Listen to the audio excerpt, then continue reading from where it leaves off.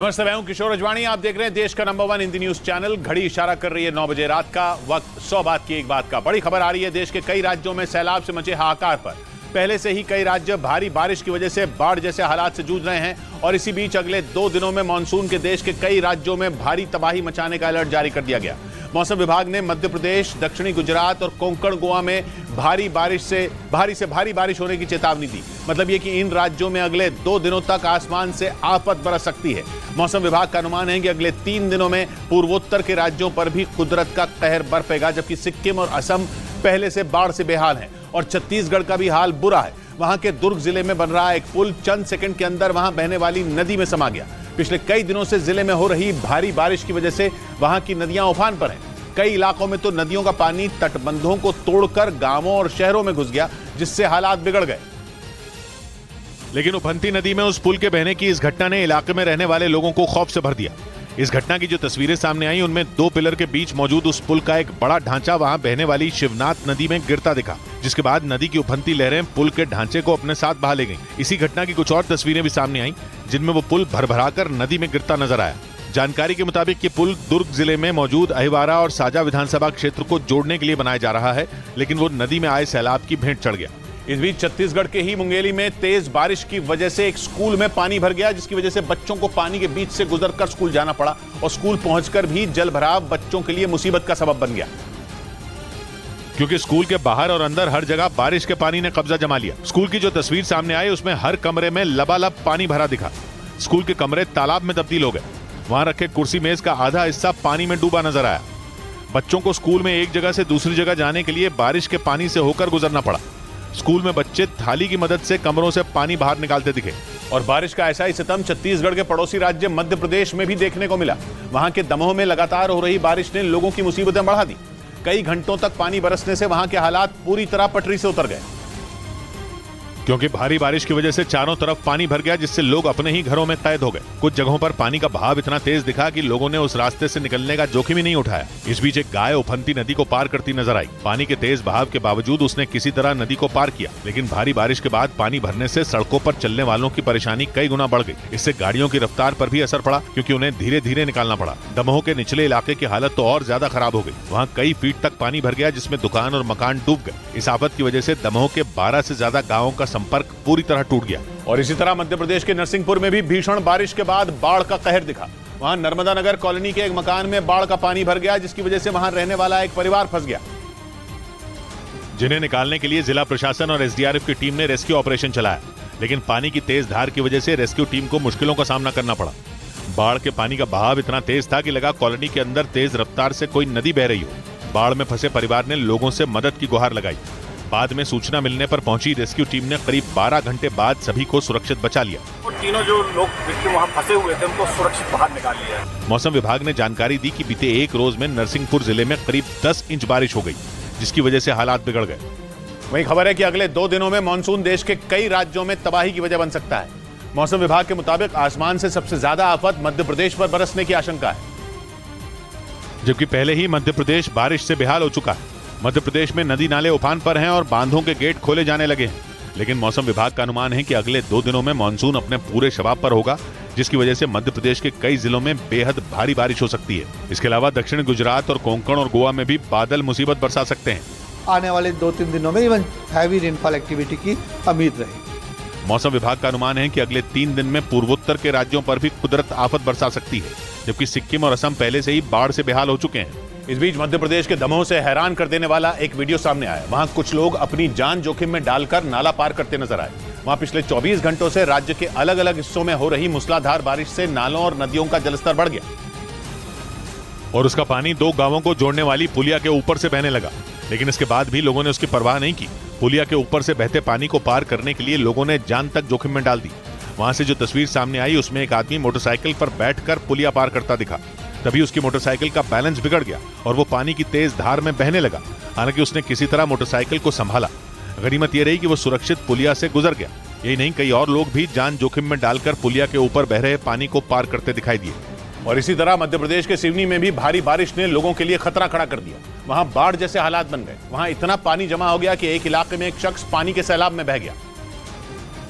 क्योंकि सामने आई तस्वीरों में भयानक बारिश के बाद नदी और जमीन का फर्क ही गायब दिखा। चप्पे चप्पे पर सिर्फ और सिर्फ पानी का कब्जा नजर आया। पानी भी थोड़ा बहुत नहीं, बल्कि इतना कि अगर कोई थोड़ा सा लड़खड़ा जाए तो पानी में ही बह जाए। सिर्फ खुले इलाकों में ही नहीं, गली मोहल्लों के इर्द गिर्द भी पानी ने अपना डेरा डाल लिया। हाल ये हो गया कि गाड़ियों के टायर पानी में पूरी तरह डूबे नजर आए। मतलब पानी ने गाड़ियों को किसी काम का नहीं छोड़ा, उनका होना ना होना बराबर हो गया। बारिश की वजह से सिवनी के एक दूसरे इलाके में भी 5 चरवाहे नदी के बीच एक टापू पर फंस गए थे, जिन्हें बचा लिया गया। और सिर्फ सिवनी ही नहीं, बल्कि मध्य प्रदेश के कई शहरों में मूसलाधार बारिश ने लोगों की मुश्किलें बढ़ा दी। वहां भालाघाट में इतनी भीषण बारिश हुई कि 2 गांवों को आपस में जोड़ने वाला एक पुल ही बह गया। बताया गया कि पिछले 10 महीने से गांव वाले उस पुल की मरम्मत की मांग कर रहे थे, लेकिन वहां सिर्फ एक अस्थायी पुल बना दिया गया जो तेज बारिश की वजह से मिनटों में बह गया, जिसके बाद उस पुल के दोनों छोर पर मौजूद कई लोग वहीं अटक गए। गांव वालों ने आशंका जताई कि उस इलाके में ऐसे कई हादसे और हो सकते हैं। कुछ दिन और वेट करिए, अभी रेलवे का ब्रिज बाकी। गांव वालों का आरोप है कि पिछले 10 महीने से वो लगातार उस पुल की मरम्मत की मांग कर रहे थे, लेकिन उनकी शिकायत पर ध्यान नहीं दिया गया, जिसके बाद मानसून के आते ही वो पुल सैलाब में समा गया। बताया गया कि इस पुल के बहने का असर आसपास के 20 गांवों पर पड़ेगा। वहीं मध्य प्रदेश के शिवपुरी से हैरान कर देने वाला एक वीडियो सामने आया। वहां मूसलाधार बारिश की वजह से नदी से निकलकर एक मगरमच्छ सड़क पर आ गया, जिससे वहां हड़कंप मच गया। उसे देखने के लिए कुछ लोग सड़क किनारे बने नाले के पास आ गए, जबकि कुछ लोग उस मगरमच्छ को पकड़ने के लिए रस्सी और लाठी लेकर पहुंच गए। उन लोगों ने जैसे ही उसके मुंह को रस्सी से बांधने की कोशिश की तो उसने उन लोगों पर हमला कर दिया। हालांकि किसी तरह उस मगरमच्छ के मुंह को लाठी से दबाकर रस्सी से बांध दिया गया। घटना की जानकारी मिलने के बाद वन विभाग की टीम वहां पहुंच गई, जिसके बाद वहां मौजूद लोगों ने उस मगरमच्छ को वन विभाग की टीम को सौंप दिया। बाद में उस मगरमच्छ को जंगल में ले जाकर छोड़ दिया गया। इससे पहले भारी बारिश की वजह से कई इलाकों में पानी भर गया था, जिससे वो मगरमच्छ नदी से निकलकर रिहायशी इलाकों में आ गया। उधर मध्य प्रदेश के साथ ही गुजरात के अहमदाबाद शहर के कई इलाके भी बारिश के पानी में डूब गए। मूसलाधार बारिश की वजह से शहर के निचले इलाके तालाब बन गए। आसमान से बरसती आफत ने गाड़ियों की रफ्तार पर ब्रेक लगा दिया, क्योंकि जहां तक नजर जा रही थी वहां तक पानी ही पानी नजर आया। नरोडा और सरदार नगर इलाके में तो बारिश के बाद सड़क पर इतना पानी भर गया कि लगा वहां कोई नदी बह रही हो। बारिश के बाद अहमदाबाद में शाहीबाग, वाडज, आश्रम रोड, नवरंगपुरा, गोटा, नारायणपुरा, अंबावाड़ी, एसजी हाईवे और पालड़ी में सड़कों पर पानी भर गया। जबकि मणिनगर इलाके में बारिश की वजह से एक मकान के बाहर बनी सीढ़ियों का हिस्सा गिर गया, जिससे कुछ लोग ऊपरी मंजिल पर फंस गए, जिन्हें दमकल विभाग की टीम ने नीचे उतारा। मौसम विभाग ने अगले 5 दिनों तक गुजरात में भारी से बहुत भारी बारिश का अलर्ट जारी किया। और भारी बारिश की वजह से गुजरात के सूरत शहर में भी हाहाकार मच गया। वहां लगातार कई घंटों तक जोरदार बारिश हुई, जिससे कई इलाकों में बाढ़ जैसे हालात बन गए। और इसी बारिश में एक मोटरसाइकिल सवार फंस गया, क्योंकि वो जिस रास्ते से गुजर रहा था वहां कई फीट तक पानी भर गया। उसने कुछ दूर तक तो अपनी मोटरसाइकिल चलाई, लेकिन जब वो पानी में फंसकर रुक गई तो मजबूरी में उसे अपनी मोटरसाइकिल को धक्का देना पड़ा। इसी तरह सूरत के एक दूसरे इलाके में भारी बारिश की वजह से इतना पानी भर गया कि बड़ी बड़ी गाड़ियों के पहिए उसमें डूब गए। लगातार हो रही बारिश से सूरत के नजदीक मौजूद खंबात की खाड़ी में जलस्तर बढ़ने से मुसीबत और बढ़ गई, क्योंकि इसके पानी ने आसपास के कई इलाकों को पूरी तरह डुबो दिया। फिर तो चारों तरफ बाढ़ जैसे हालात बन गए। एक जगह एक कार पानी में आधी डूब गई। उस इलाके में लोगों ने बड़ी मुश्किल से अपनी गाड़ी चलाई। सभी मकान भी बारिश के पानी में घिर गए। इस बीच गुजरात के जूनागढ़ में मूसलाधार बारिश की वजह से आई बाढ़ में कई गाड़ियां फंस गईं। बारिश के पानी ने सड़क को तालाब बना दिया, जिससे लोगों को भारी परेशानी का सामना करना पड़ा। घुटनों से ऊपर तक भरे पानी में लोग सड़क पार करते दिखे, लेकिन सड़क पर बहते पानी में नीले रंग की एक कार फंस गई। पानी की वजह से दरिया बन चुकी सड़क पर कार को धक्के लगाकर ले जाना पड़ा। वहीं एक स्कूटर और मोटरसाइकिल भी सड़क पर भरे पानी की वजह से खराब हो गए। पास में ही एक स्कूल बस भी खड़ी नजर आई, जिसके आधे टायर पानी में डूबे दिखे। जूनागढ़ में बारिश की वजह से आई बाढ़ में कई जगह सड़क के ऊपर से सैलाब बहता दिखा। मुश्किल हालात में कुछ लोग मैनहोल का ढक्कन खोलकर पानी निकालने की कोशिश करते दिखे। बारिश और बाढ़ ने पूरे शहर को अस्त व्यस्त कर दिया। मौसम विभाग ने जूनागढ़ में अगले 3 दिनों तक भारी बारिश का अलर्ट जारी किया। वहीं गुजरात के कच्छ में भी इतना पानी बरसा कि वहां कई इलाकों में सड़कों का नामो निशान मिट गया। हालात ये हो गए कि सैलाब में बही सड़क को पार करने के लिए लोगों को खुदाई करने वाली मशीन का सहारा लेना पड़ा। मानसून से पहले बिपरजॉय तूफान ने भी वहां जमकर तबाही मचाई थी, और अब मानसून के दस्तक देने के बाद वहां आसमान से मानो आफत बरस रही है। लगातार हो रही भारी बारिश ने वहां हाहाकार मचा दिया। सैलाब की वजह से कच्छ के कई इलाकों में सड़कों का नामो निशान मिट गया। कच्छ के एक इलाके से जो तस्वीर सामने आई, उसमें कुछ लोग खुदाई करने वाली एक मशीन की मदद से सड़क पार करते दिखे, क्योंकि बाढ़ की वजह से सड़क का एक बड़ा हिस्सा टूट गया था। इसी वजह से सड़क को पार करने के लिए लोगों ने खुदाई करने वाली मशीन का सहारा लिया। पहले 3 लोग मशीन के अगले हिस्से पर सवार हुए, जिन्हें सड़क के दूसरी तरफ उतार दिया गया। इसी तरह कुछ और लोग भी उस मशीन की मदद से सड़क पार करते नजर आए। कुछ ऐसा ही हाल गुजरात के वडोदरा का भी हो गया। वहां लगातार हो रही बारिश के बाद बाढ़ जैसे हालात बन गए, जिसने लोगों की मुसीबत बढ़ा दी। कई घंटों तक पानी बरसने से वहां के हालात पूरी तरह बिगड़ गए। क्योंकि कुछ घंटों की बारिश से वडोदरा के कई इलाकों में पानी भर गया, जिससे वहां के हालात बिगड़ गए। मूसलाधार बारिश के बाद शहर के कई इलाकों में बाढ़ जैसे हालात बन गए। शहर के निचले इलाकों में कई फीट तक पानी भर गया। सड़कें लबालब भरी दिखाई दी, जिससे वहां जैम जैसे हालात बन गए। वहां से जो तस्वीरें सामने आई उनमें सड़क पर गाड़ियां रेंगती दिखाई दी, जिससे लोगों की परेशानी काफी बढ़ गई। हालांकि कुछ बच्चे सड़क पर भरे पानी में मस्ती करते दिखाई दिए। उधर महाराष्ट्र के ठाणे में भी बेलगाम बारिश ने लोगों के लिए मुश्किल खड़ी कर दी। किसी के दफ्तर पहुंचने में पसीने छूट गए तो बच्चों का वक्त पर स्कूल पर जाना खतरों का खेल बन गया, क्योंकि सामने आई तस्वीरों में पानी सड़कों पर कुंडली मारे नजर आया।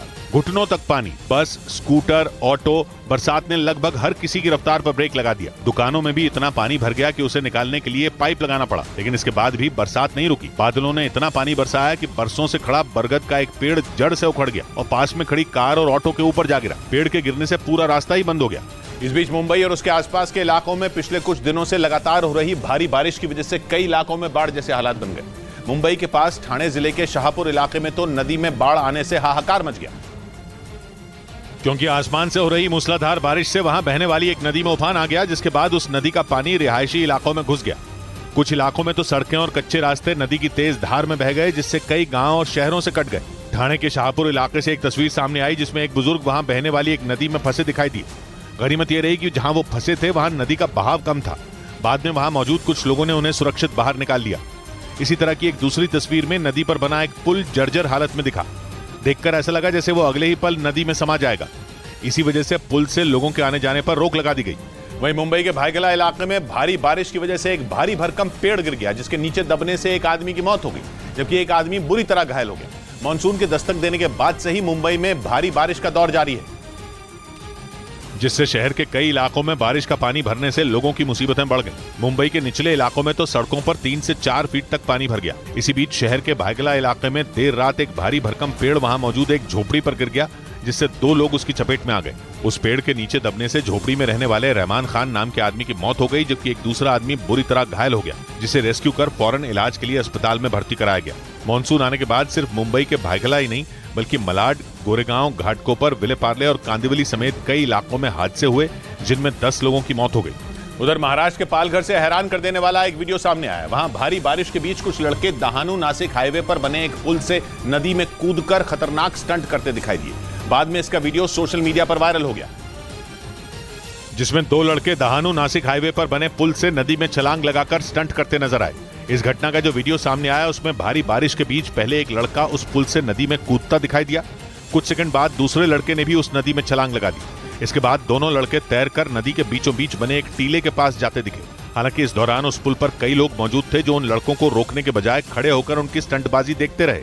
इधर देश की राजधानी दिल्ली भी बारिश से बेहाल हो गई। वहां कुछ घंटों की बारिश के बाद ही कई इलाके पानी पानी हो गए और चारों तरफ सिवाय पानी के कुछ नहीं दिखाई दिया। दिल्ली के कई इलाकों में कुछ घंटों की बारिश से ही पानी भर गया। वहां के झरेड़ा गांव से आए एक वीडियो में एक बस स्टॉप पानी में डूबा नजर आया। उसके आसपास इतना पानी भर गया कि लोगों का वहां पहुंचना तक मुश्किल हो गया। पूरा भर गया, इसी वजह से लोग बस स्टैंड तक भी नहीं जा पा रहे हैं। ऐसी तस्वीरें कई और इलाकों से भी सामने आई। दिल्ली के वसंत कुंज में तो थोड़ी देर हुई बारिश ने ही सड़कों को तालाब में बदल दिया। वहां के कई जगहों पर पानी भर गया, जिसके बाद वहां से गुजरने वाले लोगों की मुश्किलें बढ़ गईं। और कुछ ऐसा ही हाल दिल्ली के पास हरियाणा के गुरुग्राम का भी हुआ। वहां तो महज कुछ घंटों की बारिश की वजह से कई सड़कें पानी से लबालब नजर आईं, जिसकी वजह से आने जाने वाले लोगों की परेशानियां बढ़ गईं। गुरुग्राम से जो तस्वीरें सामने आई उनमें कई सड़कों पर सैलाब नजर आया। सड़कों पर कई फीट तक पानी भर गया, लेकिन इसके बावजूद लोग वहां से गुजरने को मजबूर दिखे। इस दौरान कई गाड़ियों के पहिए पानी में डूबे नजर आए। सड़कों पर पानी भरने की वजह से दफ्तर आने जाने वाले लोगों को भी काफी दिक्कत हुई। परेशानी हमेशा ही रहती है, पानी खत्म ही नहीं होता यहाँ। गुरुग्राम में कुछ दिन पहले हुई बारिश में तो इससे भी बुरे हालात नजर आए थे। कई सड़कें बारिश के पानी में डूब गई थी और कई इलाकों में पानी लोगों की कमर तक भर गया था।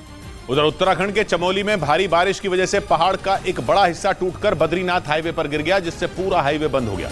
लगातार हो रही तेज बारिश की वजह से राज्य के अलग अलग इलाकों में पहाड़ खिसकने की कई घटनाएं हुई, लेकिन चमोली जिले में पहाड़ के हाईवे पर गिरने की इन तस्वीरों को देखकर लोगों के रोंगटे खड़े हो गए। इस घटना की जो तस्वीरें सामने आई उनमें एक तस्वीर में भारी बारिश की वजह से पहाड़ का एक बड़ा हिस्सा टूटकर बद्रीनाथ हाईवे पर आ गिरा। यही नहीं, पहाड़ से आने वाली मिट्टी और चट्टानें सड़क को तोड़ती हुई नीचे बह रही नदी में गिर गईं। इस दौरान वहां धूल का गुबार उठता नजर आया। पहाड़ खिसकने की इस घटना को जिस किसी ने भी देखा वो सहम गया। जो जहां था वहीं ठहर गया, क्योंकि उस वक्त वहां से गुजरने का मतलब अपनी जान को दांव पर लगाना था। पहाड़ टूटने की वजह से बद्रीनाथ हाईवे पूरी तरह बंद हो गया, जिससे सड़क के दोनों तरफ बड़ी संख्या में सैलानी फंस गए।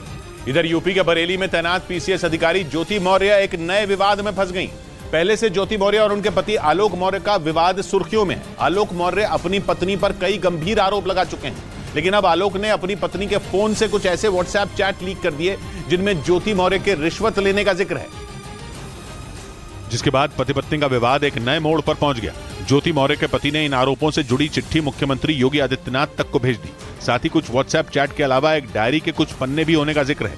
आरोपों के मुताबिक उस डायरी में ज्योति मौर्य अवैध तौर पर की गई वसूली का हिसाब किताब रखती थी, जिसमें लेन देन के लिए खास कोड वर्ड का इस्तेमाल किया जाता था, जिसमें एल का मतलब लाख और टी का मतलब 1000 है। अब पूर्व आईपीएस अधिकारी अमिताभ ठाकुर ने उत्तर प्रदेश के मुख्यमंत्री योगी आदित्यनाथ को एक चिट्ठी लिखकर इस मामले की जांच की मांग की, जबकि ज्योति मौर्य ने अपने पति आलोक पर उनके फोन को हैक करने के गंभीर आरोप लगाए। वो अपने पति आलोक मौर्य से तलाक भी लेना चाहती हैं, जिसके लिए केस भी दायर किया जा चुका है। लेकिन उस केस के अंजाम तक पहुंचने से पहले ही वो घूसखोरी के आरोपों में फंस गई। ज्योति पहले ही अपने पति पर फोन को हैक करने का केस दर्ज करवा चुकी हैं। गलत तरीके से मेरा मोबाइल और व्हाट्सएप हैक किया हुआ था, तो उसके लिए भी मेरे द्वारा थाना धूमनगंज जनपद प्रयागराज में वाद दायर किया गया है। दूसरी तरफ आलोक का आरोप यह है कि उनकी पत्नी ज्योति मौर्य उनकी हत्या करवाना चाहती हैं। मुझे सिर्फ फोन करके कही है कि ये जांच सब रुकवा दो, नहीं तो तुम्हारी जान चली जाएगी। ज्योति के पति आलोक भी एक सरकारी कर्मचारी हैं और यूपी सरकार के पंचायती राज विभाग में तैनात हैं। और उनका दावा यह है कि ज्योति मौर्य के पीसीएस अफसर बनने में भी उनकी ही भूमिका है। ज्योति मौर्य और आलोक मौर्य की शादी 13 साल पहले 2010 में हुई थी और उस वक्त ज्योति मौर्य कोई अफसर नहीं थी, लेकिन पीसीएस परीक्षाओं की तैयारी करना चाहती थी। आलोक के मुताबिक उनकी हैसियत पत्नी को पढ़ाने की नहीं थी, लेकिन उन्होंने कर्ज लेकर ज्योति को परीक्षा की तैयारी करवाई। 2016 में ज्योति मौर्य ने पीसीएस का टेस्ट पास कर लिया और राज्य में 16वीं रैंक हासिल की। उन्हें एसडीएम के पद पर राज्य सरकार ने तैनात भी कर दिया, लेकिन आलोक का आरोप है कि एसडीएम बनने के बाद ज्योति के तेवर बदल गए। मनीष दुबे से कमांडेंट, उन्हीं के साथ उनका अवैध संबंध है। मैंने सर उनको 22 फरवरी को रंगे हाथ अपने आवास पे पकड़ लिया था और मैंने कहा मेरी सर 9 साल की बेटियां हैं सर, और मेरी बेटियों से मिलने नहीं दिया जा रहा है सर। हालांकि पति और पत्नी का ये केस भी फैमिली कोर्ट में पहुंच चुका है, क्योंकि आरोप सिर्फ आलोक मौर्य ही नहीं लगा रहे, बल्कि ज्योति भी आलोक पर गंभीर आरोप लगा रही हैं। ज्योति मौर्य का आरोप है कि आलोक ने उनसे झूठ बोलकर शादी की थी और शादी के बाद उन्हें आलोक की सच्चाई का पता चला। ज्योति के मुताबिक शादी के वक्त आलोक एक सफाई कर्मचारी थे और ये बात उन्होंने ज्योति के परिवार से छुपा कर रखी। इतना ही नहीं, ज्योति के मुताबिक आलोक उनसे एक फ्लैट और 50 लाख रुपए की मांग कर रहे हैं। यहाँ तक कि आलोक पर उनकी जासूसी करने के आरोप भी वो महीनों से लगा रही हैं। फोन हैकिंग के मामले में तो यूपी पुलिस ने ज्योति मौर्य की शिकायत पर जांच भी शुरू कर दी है, लेकिन पति पत्नी के बीच की ये लड़ाई अब राज्य सरकार में घूसखोरी के आरोपों तक पहुंच गई है। उधर अमेरिका के मीडिया का दावा है कि वैगनर ग्रुप के मुखिया येवगेनी प्रिगोजिन ने रूस के रक्षा मंत्री और सेना प्रमुख को पकड़ने का प्लान बनाया था, लेकिन इस साजिश का पर्दाफाश होने पर मजबूरी में उन्हें अपने लड़ाकों को मॉस्को कूच करने का आदेश देना पड़ा, क्योंकि येवगेनी प्रिगोजिन के इस प्लान की जानकारी रूस की खुफिया एजेंसी एफएसबी के हाथ लग चुकी थी। अमेरिकी मीडिया के मुताबिक यूक्रेन के पूर्वी हिस्से में जंग लड़ने के दौरान वैगनर ग्रुप के चीफ रूसी सेना के अधिकारियों से बेहद नाराज थे, क्योंकि उन्हें हथियार नहीं मिल रहे थे। इसी वजह से प्रिगोजिन बौखला गए और उन्होंने रूस के रक्षा मंत्री सर्गेई शोइगु और सेना प्रमुख वैलेरी गेरासिमोव को पकड़ने की योजना बनाई। दावा है कि ये दोनों जब यूक्रेन की सीमा के नजदीक एक इलाके का दौरा करने आए तभी उन्हें पकड़ने का प्लान बनाया गया था, लेकिन इस बात की जानकारी मिलते ही एफएसबी ने वक्त रहते उन दोनों को मॉस्को भेज दिया, जिससे प्रिगोजिन का प्लान फेल हो गया। इस बीच अमेरिकी अखबार न्यूयॉर्क टाइम्स ने दावा किया कि वैगनर ग्रुप की बगावत से भड़के बेलारूस के राष्ट्रपति अलेक्जेंडर लुकाशेंको ने पुतिन को ही इसके लिए जिम्मेदार ठहरा दिया।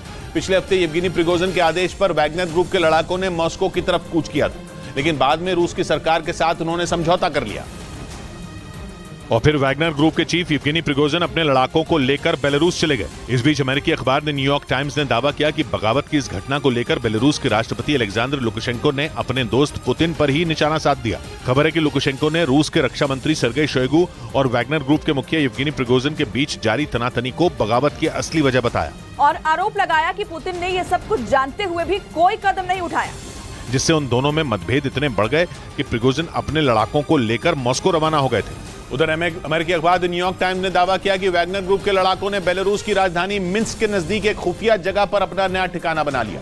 दावा है कि उस इलाके में बेलारूस के कई सैन्य अड्डे पहले से मौजूद हैं और इसी वजह से वैगनर ग्रुप ने ऐसे इलाके का चयन किया ताकि किसी को ये पता न चल सके कि बेलारूस के सैन्य अड्डे के नजदीक उसने नया ठिकाना बना लिया। अमेरिकी अखबार ने अपने दावे को पुख्ता करने के लिए बेलारूस में वैगनर ग्रुप के नए अड्डे की सैटेलाइट तस्वीर भी दिखाई। खबर है कि बेलारूस की राजधानी मिन्स्क के नजदीक ही वैगनर ग्रुप के चीफ येवगेनी प्रिगोजिन ने अपना नया अड्डा बना लिया। रूस के खिलाफ बगावत करने के बाद जो समझौता हुआ था उसके मुताबिक वैगनर ग्रुप के सामने बेलारूस जाने की शर्त रखी गई थी, जिसके बाद प्रिगोजिन अपने लड़ाकों को लेकर बेलारूस पहुंच गए। इस बीच अमेरिका के मीडिया का दावा है कि वैगनर ग्रुप की बगावत की जानकारी रखने वाले रूसी सेना के जनरल सर्गेई सुरोविकिन को पुतिन ने गिरफ्तार करवा दिया।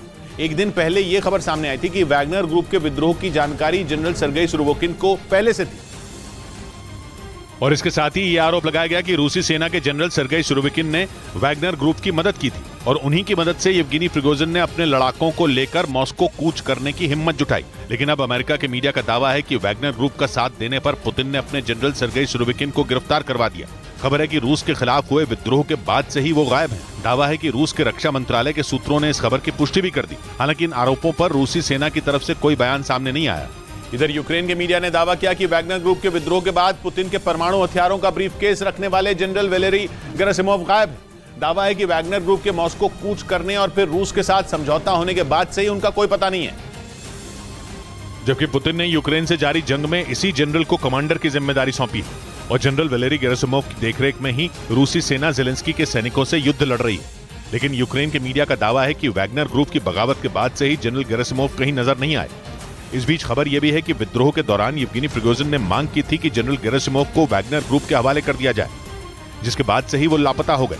आशंका जताई गई कि उनके साथ कोई अनहोनी हुई है। जनरल वैलेरी गेरासिमोव पुतिन के परमाणु हथियारों को चलाने वाले ब्रीफकेस रखने वाले 3 अधिकारियों में एक माने जाते हैं। उधर ब्रिटेन के मीडिया ने दावा किया कि बेलारूस में वैगनर ग्रुप के लड़ाकों के पहुंचने से घबराकर पोलैंड ने यूरोपियन यूनियन से मदद की गुहार लगाई। पोलैंड बेलारूस का पड़ोसी देश है और यूक्रेन की मदद करने पर रूस कई बार उसे धमकी भी दे चुका है। लेकिन जैसे ही वैगनर ग्रुप के लड़ाके बेलारूस पहुंचे, पोलैंड की धड़कनें बढ़ गईं। ब्रिटेन की मीडिया के मुताबिक पोलैंड को डर है कि ये लड़ाके कभी भी उस पर हमला कर सकते हैं। इसी वजह से पोलैंड ने यूरोपियन यूनियन से मदद मांगी ताकि वो अपनी सीमाओं की सुरक्षा बढ़ा सके। खबर है कि पोलैंड ने यूरोप के देशों से घातक हथियारों की भी डिमांड की। पोलैंड इससे पहले यही मांग नेटो से भी कर चुका है। हालांकि एक दिन पहले ही अमेरिका ने उसे अपने घातक M1A1 एब्रम्स टैंकों की बड़ी खेप भेजी। इसके साथ ही अमेरिका उसे अपनी खतरनाक मिसाइलें देने के लिए भी तैयार है। इधर पुलिस के सूत्रों के मुताबिक उत्तर प्रदेश के सहारनपुर में भीम आर्मी के चीफ चंद्रशेखर पर हुई फायरिंग के लिए चंडीगढ़ से चोरी की गई एक कार का इस्तेमाल किया गया। एक रोज पहले सहारनपुर के देवबंद इलाके में चंद्रशेखर पर कुछ कार सवार बदमाशों ने गोली चला दी, जिसमें वो बाल बाल बच गए। हालांकि एक गोली उनकी कमर को छूती हुई निकल गई। स्पीड ब्रेकर के पास गाड़ी यहाँ पर धीमी होती है और तुरंत गोली चलाते हैं और उसके बाद वह फरार हो जाते हैं। इस घटना के बाद पुलिस ने फौरन नाकेबंदी कर बदमाशों की तलाश शुरू की। पुलिस सूत्रों के मुताबिक जांच में पता चला कि चंद्रशेखर पर हमले के लिए चोरी की एक कार का इस्तेमाल किया गया, जिसका रजिस्ट्रेशन चंडीगढ़ का बताया गया। सूत्र ये भी बताते हैं कि कुछ दिन पहले ही वो कार चंडीगढ़ से चोरी हुई थी। थोड़ा सा आगे चलने में गाड़ी बराबर में आई, डिजायर गाड़ी थी, HR 70 इस तरह से उसका नंबर था। वो चंद्रशेखर पर हमले के आरोप में पुलिस ने 4 लोगों को हिरासत में लिया, जिनसे पूछताछ की जा रही है। इस बीच दिल्ली से पहलवान बजरंग पुनिया और साक्षी मलिक यूपी के सहारनपुर पहुंचे, जहां दोनों ने जिला अस्पताल में भर्ती आजाद समाज पार्टी के अध्यक्ष चंद्रशेखर का हाल जाना। दिल्ली में भारतीय कुश्ती संघ के पूर्व अध्यक्ष बृजभूषण शरण सिंह के खिलाफ धरना देने वाले पहलवानों को चंद्रशेखर ने समर्थन दिया था और दिल्ली के जंतर मंतर पर चल रहे पहलवानों के धरने में भी शामिल हुए थे। लेकिन एक रोज पहले हुए हमले में चंद्रशेखर घायल हो गए, जिसका पता चलते ही बजरंग पुनिया और साक्षी मलिक सहारनपुर पहुंच गए, जहां दोनों ने अस्पताल में चंद्रशेखर से मुलाकात की। बहन समझ के उनको समर्थन करने के लिए गए हैं और उसके बाद हमला हो रहा तो वो मुझे लगता है बहुत गलत। वहीं साक्षी मलिक ने हमले में शामिल सभी आरोपियों पर कड़ी कार्रवाई की मांग की। बिल्कुल गलत है, दोषियों को सजा मिलनी चाहिए, ऐसा नहीं होना चाहिए। चंद्रशेखर पर हुए हमले की समाजवादी पार्टी के अध्यक्ष अखिलेश यादव और RLD अध्यक्ष जयंत चौधरी ने भी ट्वीट कर निंदा की। और एक रोज पहले उत्तर प्रदेश के सहारनपुर में हुए हमले में चंद्रशेखर के घायल होने के बाद भीम आर्मी और आजाद समाज पार्टी ने केंद्र सरकार से उनके लिए Z+ सिक्योरिटी की मांग की। आजाद समाज पार्टी का आरोप है कि पहले भी कई बार चंद्रशेखर पर हमले हुए, लेकिन एक रोज पहले सहारनपुर के देवबंद इलाके में हुए इस हमले ने आजाद समाज पार्टी और भीम आर्मी के कार्यकर्ताओं को गुस्से से भर दिया। वाराणसी में तो आजाद समाज पार्टी के कार्यकर्ताओं ने धरना दिया और अपने नेता चंद्रशेखर के लिए सुरक्षा की मांग की। इसी तरह भीम आर्मी ने भी चंद्रशेखर के लिए Z+ सिक्योरिटी की मांग की। Z+ सिक्योरिटी चाहिए और अब सिक्योरिटी चाहिए ही सरकार से। यही नहीं, भीम आर्मी ने आशंका जताई कि दिल्ली में पहलवानों का समर्थन करने की वजह से चंद्रशेखर पर हमला किया गया। इस बीच यूपी की अमेठी पुलिस ने बताया कि भीम आर्मी के मुखिया चंद्रशेखर को हमले से पहले सोशल मीडिया पर जान से मारने की धमकी दी गई थी। पुलिस के मुताबिक उन्हें क्षत्रिय ऑफ अमेठी नाम से बने एक फेसबुक पेज से धमकी दी गई और चंद्रशेखर पर हमला होने के बाद दोबारा भी उसी पेज पर पोस्ट की गई, जिसमें उन पर हुए हमले का जिक्र किया गया और अगली बार फिर से हमले की धमकी दी गई, जिसके बाद यूपी की अमेठी पुलिस ने इस मामले में केस दर्ज कर लिया। टिप्पणी को संज्ञान में लेते हुए अभियोग पंजीकृत कर आवश्यक विधिक कार्रवाई की जा रही है। बताया गया कि भीम आर्मी के मुखिया चंद्रशेखर पर हुए हमले से 4 दिन पहले भी इसी सोशल मीडिया पेज पर उन्हें जान से मारने की धमकी दी गई थी और दूसरी बार देवमन में उन पर हुए हमले के बाद भी इसी पेज पर पोस्ट लिखी गई और उसमें भी चंद्रशेखर पर दोबारा हमले की धमकी दी गई। चंद्रशेखर को दोनों बार क्षत्रिय ऑफ अमेठी के नाम से बने फेसबुक पेज पर पोस्ट कर धमकी दी गई, जिसकी अब अमेठी पुलिस जांच में जुट गई। उधर उत्तर प्रदेश के कन्नौज से हैरान कर देने वाला एक वीडियो सामने आया, जिसमें बदमाशों का एक गैंग एक इत्र कारोबारी के घर में दाखिल होता नजर आया। आरोप है कि इन बदमाशों ने हथियार दिखाकर उस घर में लूट की वारदात को अंजाम दिया। लूट की यह घटना वहां लगे एक सीसीटीवी कैमरे में रिकॉर्ड हो गई, जिसमें 7 नकाबपोश बदमाश गली में जाते नजर आए। वहां से सामने आए एक दूसरे वीडियो में दिखा कि एक-एक कर सारे बदमाश दीवार को फांदकर पीड़ित कारोबारी के घर में दाखिल हो गए, जिसके थोड़ी देर बाद वो बदमाश उसी रास्ते से लौटते भी दिखे। उस वक्त उनके पास कई बैग भी नजर आए। बताया गया कि विमलेश तिवारी नाम के कारोबारी के घर में ये बदमाश घुसे और उनके परिवार वालों को हथियार दिखाकर बंधक बना लिया। ये लोग अपने जो है अलमारियां तोड़ते रहे, सामान निकालते रहे सब, जिसके बाद ये बदमाश उस घर में रखी नकदी और गहने लेकर फरार हो गए। उधर अटलांटिक महासागर में डूबी टाइटन पनडुब्बी का मलबा पानी से बाहर निकाल लिया गया। मलबे की जांच के बाद एक्सपर्ट ने कई खामियों का दावा किया। टाइटन पनडुब्बी पिछले हफ्ते समंदर की गहराई में धमाके से तबाह हो गई थी, जिसकी वजह से उसमें सवार सभी 5 लोग मारे गए। अब मलबे की जांच में दावा किया गया कि पनडुब्बी की खिड़कियां कमजोर थी और उसकी वायरिंग भी बेहद खराब थी, जिसकी वजह से यह पनडुब्बी हादसे का शिकार हुई। उसके मलबे की जांच करने वाले एक्सपर्ट ने दावा किया कि टाइटन पनडुब्बी की खिड़कियां समंदर में 12,500 फीट की गहराई तक जाने के लायक नहीं थी। जांच टीम ने आशंका जताई कि गहराई में जाने पर पनडुब्बी में दरारें बन गई होंगी और उसके पाइप और बाहरी हिस्सों में लीकेज भी हो गई होगी और ज्यादा दबाव की वजह से उसमें धमाका हो गया होगा। हालांकि मलबे की जांच कर रही टीम का कहना है कि इस भयावह घटना की वजहों का पता लगाने में थोड़ा समय लग सकता है। समंदर से निकाले गए पनडुब्बी के मलबे की जारी की गई तस्वीरें पहचानने लायक नहीं बची। 18 जून को ये पनडुब्बी टाइटैनिक जहाज का मलबा दिखाने के लिए कनाडा के न्यूफाउंडलैंड से रवाना हुई थी। इस बीच यूक्रेन से करीब 16 महीनों से जंग लड़ रही रूसी सेना ने दावा किया कि उसके टैंकों ने खार्किव में मौजूद यूक्रेन की कई बख्तरबंद गाड़ियों को तबाह कर दिया। रूसी सेना की तरफ से इस हमले का एक वीडियो भी जारी किया गया, जिसमें रूसी सेना का एक टैंक खार्किव के एक इलाके में जाता दिखाई दिया। थोड़ी दूर जाने के बाद ही टैंक पर मौजूद सैनिकों ने एक जगह पर मोर्चा संभाल लिया। इसके बाद देखते ही देखते टैंक से कई गोले दागे गए। टैंक से छूटते ही गोले सामने की तरफ तेजी से अपने टारगेट पर झपट पड़े और जैसे ही वो अपने निशाने से टकराए, वहां एक तेज धमाके के साथ धुएं का गुबार उठता नजर आया। खार्किव में हुए इस हमले के बाद रूसी सेना ने दावा किया कि उसने यूक्रेन की सेना के एक ठिकाने को तबाह कर दिया। रूसी सेना के मुताबिक उसके हमले में यूक्रेन की कई बख्तरबंद गाड़ियां भी बर्बाद हो गईं। वहीं पश्चिमी मीडिया ने दावा किया कि ईयू यानी यूरोपियन यूनियन रूस के बाद अब ईरान पर प्रतिबंध लगाने की तैयारी में है। माना जा रहा है कि ईरान को यह सजा जंग में रूस की मदद करने की वजह से मिली। यूरोप के देशों का मानना है कि इन प्रतिबंधों के बाद ईरान को बैलिस्टिक मिसाइल बनाने में परेशानी आएगी, क्योंकि इन मिसाइलों को बनाने के लिए उसे यूरोप के देशों की जरूरत पड़ेगी। यूरोपियन यूनियन का आरोप है कि ईरान ने कई बार चेतावनी देने के बावजूद जंग में रूस की मदद करना नहीं छोड़ा। यहाँ तक कि उसने अपने सबसे खतरनाक शाहिद 136 ड्रोन भी रूसी सेना को दिए, जिनकी मदद से रूस ने यूक्रेन में जबरदस्त तबाही मचाई। पश्चिमी मीडिया के मुताबिक ईरान के इसी रवैये से तंग आकर यूरोपियन यूनियन ने उस पर लगाम लगाने का फैसला लिया। उधर रूस को पटकनी देने के लिए अमेरिका ने यूक्रेन को और हथियार देने का ऐलान कर दिया। पश्चिमी मीडिया के मुताबिक यूक्रेन को अमेरिका से गोला बारूद और मिसाइलों की नई खेप मिलेगी, जिनका इस्तेमाल ज़ेलेंस्की की सेना पुतिन की फौज को सबक सिखाने के लिए करेगी। अमेरिका की तरफ से यूक्रेन को हथियारों की नई खेप देने का यह ऐलान ऐसे वक्त किया गया जब वैगनर ग्रुप ने पुतिन के खिलाफ बगावत का बिगुल बजा दिया। पश्चिमी मीडिया के मुताबिक अमेरिका ने यूक्रेन को $50 करोड़ यानी भारतीय रुपयों में करीब 4,000 करोड़ की मदद देने का ऐलान किया, जिसके तहत गोला बारूद, मिसाइलें और बख्तरबंद गाड़ियां यूक्रेन भेजी जाएंगी। मतलब यह कि वैगनर ग्रुप से मिले झटके के तुरंत बाद यूक्रेन और अमेरिका पुतिन को एक और बड़ा झटका देने की तैयारी में है, जिसने पुतिन की टेंशन बढ़ा दी। इस बीच पश्चिमी मीडिया के मुताबिक यूक्रेन जल्द ही पोलैंड से ऐसी घातक मिसाइलें खरीदने वाला है जो जमीन के साथ ही समंदर में भी तबाही मचा सकती हैं। दावा किया गया कि ये मिसाइलें करीब 250 किलोमीटर की दूरी पर मौजूद दुश्मन को मार गिराने में सक्षम है। यानी जंग में जल्द ही रूसी फौज की मुश्किलें बढ़ सकती हैं। पश्चिमी मीडिया के मुताबिक यूक्रेन ने पोलैंड से NSM यानी नेवल स्ट्राइक मिसाइल खरीदने को लेकर बातचीत भी शुरू कर दी और दावा किया गया कि जल्द ही दोनों देशों के बीच इन खतरनाक मिसाइलों को लेकर समझौता किया जा सकता है। NSM मिसाइलों की सबसे बड़ी ताकत यह है कि इन्हें जमीन के साथ साथ समंदर में भी हमले के लिए इस्तेमाल किया जा सकता है, यानी इनके जरिए दुश्मन के सैन्य बंकर से लेकर जंगी जहाज तक को निशाना बनाया जा सकता है। ऐसे में अगर ये घातक मिसाइलें यूक्रेन को मिल जाती हैं तो जंग में पुतिन की सेना की मुश्किलें बढ़ सकती हैं। इधर देश में यूनिफॉर्म सिविल कोड पर छिड़ी बहस के बीच जयपुर में जामा मस्जिद की ओर से लोगों से इसका विरोध करने की अपील की गई, जिसके लिए मस्जिद पर लगे लाउडस्पीकर से अनाउंसमेंट हुई। यूसीसी मतलब यूनिफॉर्म सिविल कोड लागू होने पर देश के हर धर्म के नागरिक के लिए एक जैसा कानून होगा, जिस पर लॉ कमीशन ने देश के अलग अलग संगठनों और जनता से उनकी राय मांगी है। और जयपुर की जामा मस्जिद से इसी से जुड़ा ऐलान हुआ। नमाज के बाद वहां लाउडस्पीकर के जरिए लोगों से यूनिफॉर्म सिविल कोड का विरोध करने की अपील की गई। सभी भाइयों से गुजारिश है कि यूनिफॉर्म सिविल कोड को हमें सिरे से खारिज करना है। इस अनाउंसमेंट में लोगों को यह भी बताया गया कि वो यूसीसी का व्हाट्सएप, ऑनलाइन फॉर्म और दूसरे तरीकों से विरोध कर सकते हैं। इस बीच यूनिफॉर्म सिविल कोड पर नेशनल कॉन्फ्रेंस के अध्यक्ष फारूक अब्दुल्ला के बयान पर सियासी तूफान खड़ा हो गया, क्योंकि उन्होंने केंद्र सरकार को सलाह दी कि उसे यूनिफॉर्म सिविल कोड लागू करने के बारे में बार बार सोचने की जरूरत है, क्योंकि भारत में हर धर्म के लोग रहते हैं।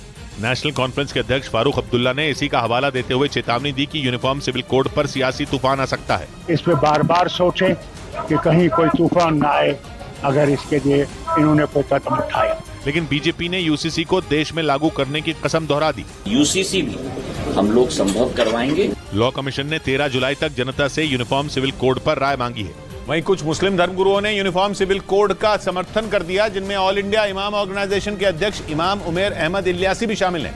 उन्होंने आरोप लगाया कि कुछ विपक्षी पार्टियों ने इसे सियासत का मुद्दा बनाया और अपने फायदे के लिए मुस्लिम समुदाय को इसका विरोध करने के लिए उकसाया। और इसी बात का हवाला देकर ऑल इंडिया इमाम ऑर्गेनाइजेशन के अध्यक्ष इमाम उमेर अहमद इलियासी ने यूनिफॉर्म सिविल कोड का समर्थन किया। प्रधानमंत्री जी अगर बुला के बातचीत करते हैं तो मुझे लगता है कि फिर उसके बाद शायद ये विरोध खत्म हो जाता है। ऑल इंडिया सूफी दरगाह काउंसिल के चेयरमैन भी यूसीसी के साथ दिखे। कोई कानून अगर देश हित में बनता है और पब्लिक के हित में बनता है तो उसकी स्वागत किया जाना चाहिए। यूनिफॉर्म सिविल कोड लागू होने पर देश के हर धर्म के नागरिक पर शादी, तलाक और प्रॉपर्टी जैसे मामलों के लिए एक जैसा कानून लागू होगा। उधर मुंबई में क्रिकेटर पृथ्वी शॉ के साथ 15 फरवरी को ही मारपीट की घटना का एक सीसीटीवी वीडियो सामने आ गया, जिसमें कुछ लोग एक क्लब में उनके साथ धक्का मुक्की करते नजर आए। आरोप है कि जब पृथ्वी शॉ अपने कुछ दोस्तों के साथ विले पार्ले इलाके के उस क्लब में डिनर करने पहुंचे थे, तब उन लोगों ने उनके साथ जबरन सेल्फी लेने की कोशिश की थी। और आरोप है कि पृथ्वी के मना करने से भड़के उन लोगों ने उनके साथ मारपीट भी की थी, जिसके करीब 4 महीने बाद उस क्लब से सामने आए वीडियो में भी ठीक यही होता दिखाई दिया। उस वीडियो में पृथ्वी शॉ के साथ एक लड़का सेल्फी लेने की कोशिश करता दिखा। तभी उन्होंने उस लड़के का हाथ तेजी से झटक दिया और उसे सेल्फी लेने से मना कर दिया। इसके बाद पृथ्वी शॉ का एक दोस्त वहां आता नजर आया, जिसने उस लड़के को वहां से जाने के लिए कहा, जिससे मामला बिगड़ गया और दोनों तरफ से धक्का मुक्की शुरू हो गई। आरोप है कि इसी के बाद उन लोगों ने पृथ्वी शॉ की कार को निशाने पर ले लिया था। इधर राजस्थान के कोटा से एक सनसनीखेज मामला सामने आया। वहां पीयूष नाम के एक लड़के पर अपने ही दोस्त रोहित की हत्या का आरोप लगा। बताया गया कि रोहित ने पीयूष को गाली दी थी, जिससे वो नाराज था और इसीलिए उसने हत्या का प्लान बनाया। आरोप है कि वो रोहित को हत्या करने के लिए बहाने से घुमाने ले गया, जहां पीयूष ने मौका देखते ही रोहित के सिर पर पत्थर से जोरदार हमला कर दिया। फिर एक भारी पत्थर से बांधकर उसे नदी में फेंक दिया और फिर प्लान के मुताबिक उसने हत्या के बाद रोहित के परिवार से 50,000 रुपए की फिरौती भी मांगी, जिससे सबको ये मामला अपहरण का लगे। लेकिन पुलिस ने आरोपी पीयूष को गिरफ्तार कर लिया और उसके प्लान का पर्दाफाश कर दिया। इस बीच गुजरात एटीएस ने आतंकी संगठन ISKP यानी इस्लामिक स्टेट खुरासान प्रोविंस के भारत में बड़े आतंकी नेटवर्क का भंडाफोड़ करने का दावा किया। सूत्रों के हवाले से खबर है कि इस मामले में हैदराबाद और गोरखपुर से 2 संदिग्धों को हिरासत में लिया गया, जिनके नाम खदीजा और तारिक बताए गए। खुफिया सूत्रों के मुताबिक हैदराबाद से जिस खदीजा नाम की संदिग्ध महिला को हिरासत में लिया गया, वो ISKP के पकड़े गए आतंकियों के संपर्क में थी। उन आतंकियों में सुमेरा नाम की आरोपी भी थी। इसके अलावा गुजरात एटीएस ने उत्तर प्रदेश के गोरखपुर से तारिक नाम के आदमी को भी हिरासत में लिया। खुफिया सूत्र बताते हैं कि अफगानिस्तान के इस आतंकी संगठन ISKP का नेटवर्क गुजरात के अलावा जम्मू कश्मीर, उत्तर प्रदेश और तेलंगाना में भी फैला है। और इस मामले में गुजरात एटीएस पहले ही 5 आतंकियों को पकड़ चुकी है, जिनमें जम्मू कश्मीर से 4 तो गुजरात के सूरत से 1 आतंकी को पकड़ा गया था। इधर बिहार के बक्सर जिले में पिस्तौल से फायरिंग करने का वीडियो सोशल मीडिया पर पोस्ट करने वाले एक लड़के को पुलिस ने गिरफ्तार कर लिया। एक रोज पहले आरोपी लड़के ने सोशल मीडिया प्लेटफॉर्म फेसबुक पर गोली चलाने का एक वीडियो पोस्ट किया था, जिसमें वो रात के वक्त पिस्तौल से फायर करता दिखा। इस दौरान उसके एक साथी ने फायरिंग करने का वीडियो अपने मोबाइल कैमरे में रिकॉर्ड किया। दोनों ने फायरिंग के इस वीडियो को फेसबुक पर अपलोड कर दिया, जिसके बाद पुलिस ने केस दर्ज करके उन्हें गिरफ्तार कर लिया। दोनों को न्यायिक हिरासत में लेकर के जेल में जा गया। पुलिस ने पकड़े गए दोनों लड़कों के पास से एक पिस्तौल और गोली बरामद की। इधर आरोप है कि मध्य प्रदेश के इंदौर में कुछ बदमाशों के डर से लोग घर छोड़ने को मजबूर हो गए। वहां एक हाउसिंग सोसाइटी के करीब 25 घरों के बाहर मकान बेचने के लिए पोस्टर लगे नजर आए। उन घरों में रहने वाले लोगों ने आरोप लगाया कि वहां कुछ बदमाशों ने माहौल बिगाड़ने की कोशिश की, जिनके खिलाफ कई बार शिकायत करने के बावजूद कोई एक्शन नहीं लिया गया। यही वजह रही कि वहां रहने वाले करीब 25 परिवारों ने अपने घर बेचने तक की चेतावनी दे दी। हालांकि इस मामले की जानकारी मिलने के बाद मध्य प्रदेश के गृह मंत्री नरोत्तम मिश्रा ने उन्हें मदद का भरोसा दिया। कुछ बदमाशों की जानकारी आई थी, वहां पुलिस की गश्त बढ़ा दी गई। उन घरों में रहने वाले लोगों ने आरोप लगाया कि वहां कुछ बदमाशों ने न सिर्फ उनकी बच्चियों को छेड़ा, बल्कि शिकायत करने पर अंजाम भुगतने की चेतावनी भी दी। यही वजह रही कि उन्हें अपने घर छोड़ने के लिए मजबूर होना पड़ा। उधर यूरेशियन टाइम्स नाम की वेबसाइट के मुताबिक इजराइल ने ईरान की वजह से यूक्रेन को अपना एयर डिफेंस सिस्टम आयरन डोम देने से इनकार कर दिया। इजराइल के प्रधानमंत्री ने आशंका जताई कि अगर यह खतरनाक हथियार यूक्रेन को दिया गया तो ईरान उसे चुरा सकता है और इजराइल के आयरन डोम का इस्तेमाल इजराइल के ही खिलाफ कर सकता है। इसीलिए इजराइल के प्रधानमंत्री बेंजामिन नेतन्याहू ने यूक्रेन को आयरन डोम देने से साफ इनकार कर दिया, जबकि ज़ेलेंस्की काफी समय से इसकी मांग करते आए हैं ताकि रूस के हवाई हमलों को नाकाम किया जा सके, क्योंकि इजराइल का रक्षा कवच कहा जाने वाला आयरन डोम दुनिया के बेहतरीन डिफेंस सिस्टम में एक माना जाता है, जो रॉकेट, क्रूज मिसाइल और ड्रोन गिराने में सक्षम है और 70 किलोमीटर के दायरे में आने वाले किसी भी टारगेट को पलक झपकते ही मिट्टी में मिला देता है। लेकिन दावा किया गया कि यूक्रेन को आयरन डोम नहीं देने के नेतन्याहू के फैसले से रूस को बड़ी राहत मिलेगी। इधर पश्चिमी मीडिया ने दावा किया कि अमेरिका से तनाव के बीच चीन अब इजराइल से दोस्ती करने में जुट गया। इजराइल के प्रधानमंत्री बेंजामिन नेतन्याहू को बुलाने के लिए चीन ने न्योता भेजा। हालांकि उनकी यात्रा कब होगी इसकी जानकारी नहीं मिल सकी, लेकिन इससे यह साफ हो गया कि ईरान से नजदीकी बढ़ाने के बाद अब चीन इजराइल को भी करीब लाने की कोशिश में है। चीन के न्योते पर इजराइल के प्रधानमंत्री बेंजामिन नेतन्याहू वहां का दौरा करते हैं तो ये बतौर प्रधानमंत्री उनकी चौथी चीन यात्रा होगी। और अमेरिका के साथ बढ़ते तनाव के बीच ये चीन के लिए काफी फायदेमंद साबित हो सकता है, क्योंकि अमेरिका से बढ़ती दुश्मनी के बीच चीन हर वो कदम उठा रहा है जिससे जंग के हालात में उसका फायदा होगा। चीन ने दशकों पुराने फिलिस्तीन और इजराइल विवाद को खत्म कराने के लिए भी दोनों देशों के बीच समझौते का प्रस्ताव रखा था। इधर मणिपुर पहुंचे राहुल गांधी का काफिला पुलिस ने रोक दिया। मणिपुर पहुंचे राहुल गांधी सड़क के रास्ते चुराचांदपुर जा रहे थे। मणिपुर का ये वही इलाका है जहां जबरदस्त हिंसा हुई थी। एयरपोर्ट से निकलकर राहुल गांधी वहीं जाने के लिए निकले, लेकिन जिस रास्ते से वो गए वहां जबरदस्त प्रदर्शन हुआ। लोगों की बेकाबू भीड़ बैरिकेड गिराने लगी। प्रदर्शनकारी पुलिस से उलझ गए, जिसके बाद भीड़ को काबू करने के लिए पुलिस को आंसू गैस के गोले छोड़ने पड़े।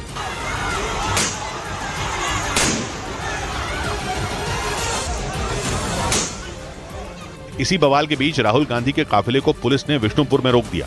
वहां मौजूद प्रदर्शनकारियों ने राहुल से लौटने का भी इशारा किया। इस बीच पुलिस ने राहुल के काफिले को एयरपोर्ट लौटा दिया, जिसके बाद राहुल की मणिपुर यात्रा का कार्यक्रम बदलने पर संग्राम छिड़ गया, क्योंकि बीजेपी ने आरोप लगाया कि राहुल को चुराचांदपुर हेलीकॉप्टर से जाना था, लेकिन वो सड़क के रास्ते वहां जाने के लिए रवाना हुए। यही नहीं, बीजेपी ने दावा किया कि मणिपुर प्रशासन ने राहुल को पहले ही वहां के हालात के बारे में बता दिया था और ये बात जानने के बावजूद वो चुराचांदपुर हेलीकॉप्टर से नहीं बल्कि गाड़ी से गए। राहुल के दौरे से पहले कुछ तस्वीरें आई जिनमें कुछ लोग राहुल गो बैक के पोस्टर लेकर खड़े दिखे। बीजेपी ने दावा किया कि मणिपुर प्रशासन ने पहले ही इस बारे में उन्हें बता दिया था, लेकिन राहुल ने अपनी जिद की वजह से अपना कार्यक्रम बदल दिया। कि राहुल गांधी जिस जिद के साथ मणिपुर गए हैं वो जिद उचित नहीं है। मणिपुर प्रशासन ने कानून व्यवस्था का हवाला देकर उन्हें रोका, क्योंकि उन्हें हेलीकॉप्टर से चुराचांदपुर जाने की इजाजत मिली थी। लेकिन मणिपुर में राहुल का काफिला रोके जाने पर सियासी बखेड़ा खड़ा हो गया, क्योंकि कांग्रेस ने दावा किया कि राहुल ने प्रशासन की इजाजत के बाद सड़क से चुराचांदपुर जाने का फैसला किया। यही नहीं, कांग्रेस ने यह तक दावा किया कि विष्णुपुर में लोग राहुल का विरोध करने नहीं बल्कि उनका समर्थन करने इकट्ठा हुए थे। लेकिन पुलिस ने उन पर आंसू गैस के गोले छोड़ दिए, क्योंकि मणिपुर प्रशासन की नीयत बदल गई। कांग्रेस ने दावा किया कि राहुल को सड़क के रास्ते जाने की इजाजत दी गई थी। पहले इसी प्रशासन ने कहा आप बाय रोड जा सकते हैं। मणिपुर में पिछले कई महीनों से हिंसा हो रही है। यही वजह रही कि राहुल गांधी को रात में ही बता दिया गया कि वो सड़क के रास्ते न जाएं। बीजेपी ने इसी बात का जिक्र करते हुए राहुल गांधी को घेरा, लेकिन कांग्रेस ने राहुल के सड़क से जाने के फैसले को सही ठहराया। इधर उत्तर प्रदेश पुलिस के एक वीडियो लगा जिसमें उमेश पाल हत्याकांड में आरोपी और अतीक की पत्नी शाइस्ता परवीन के होने का दावा किया गया।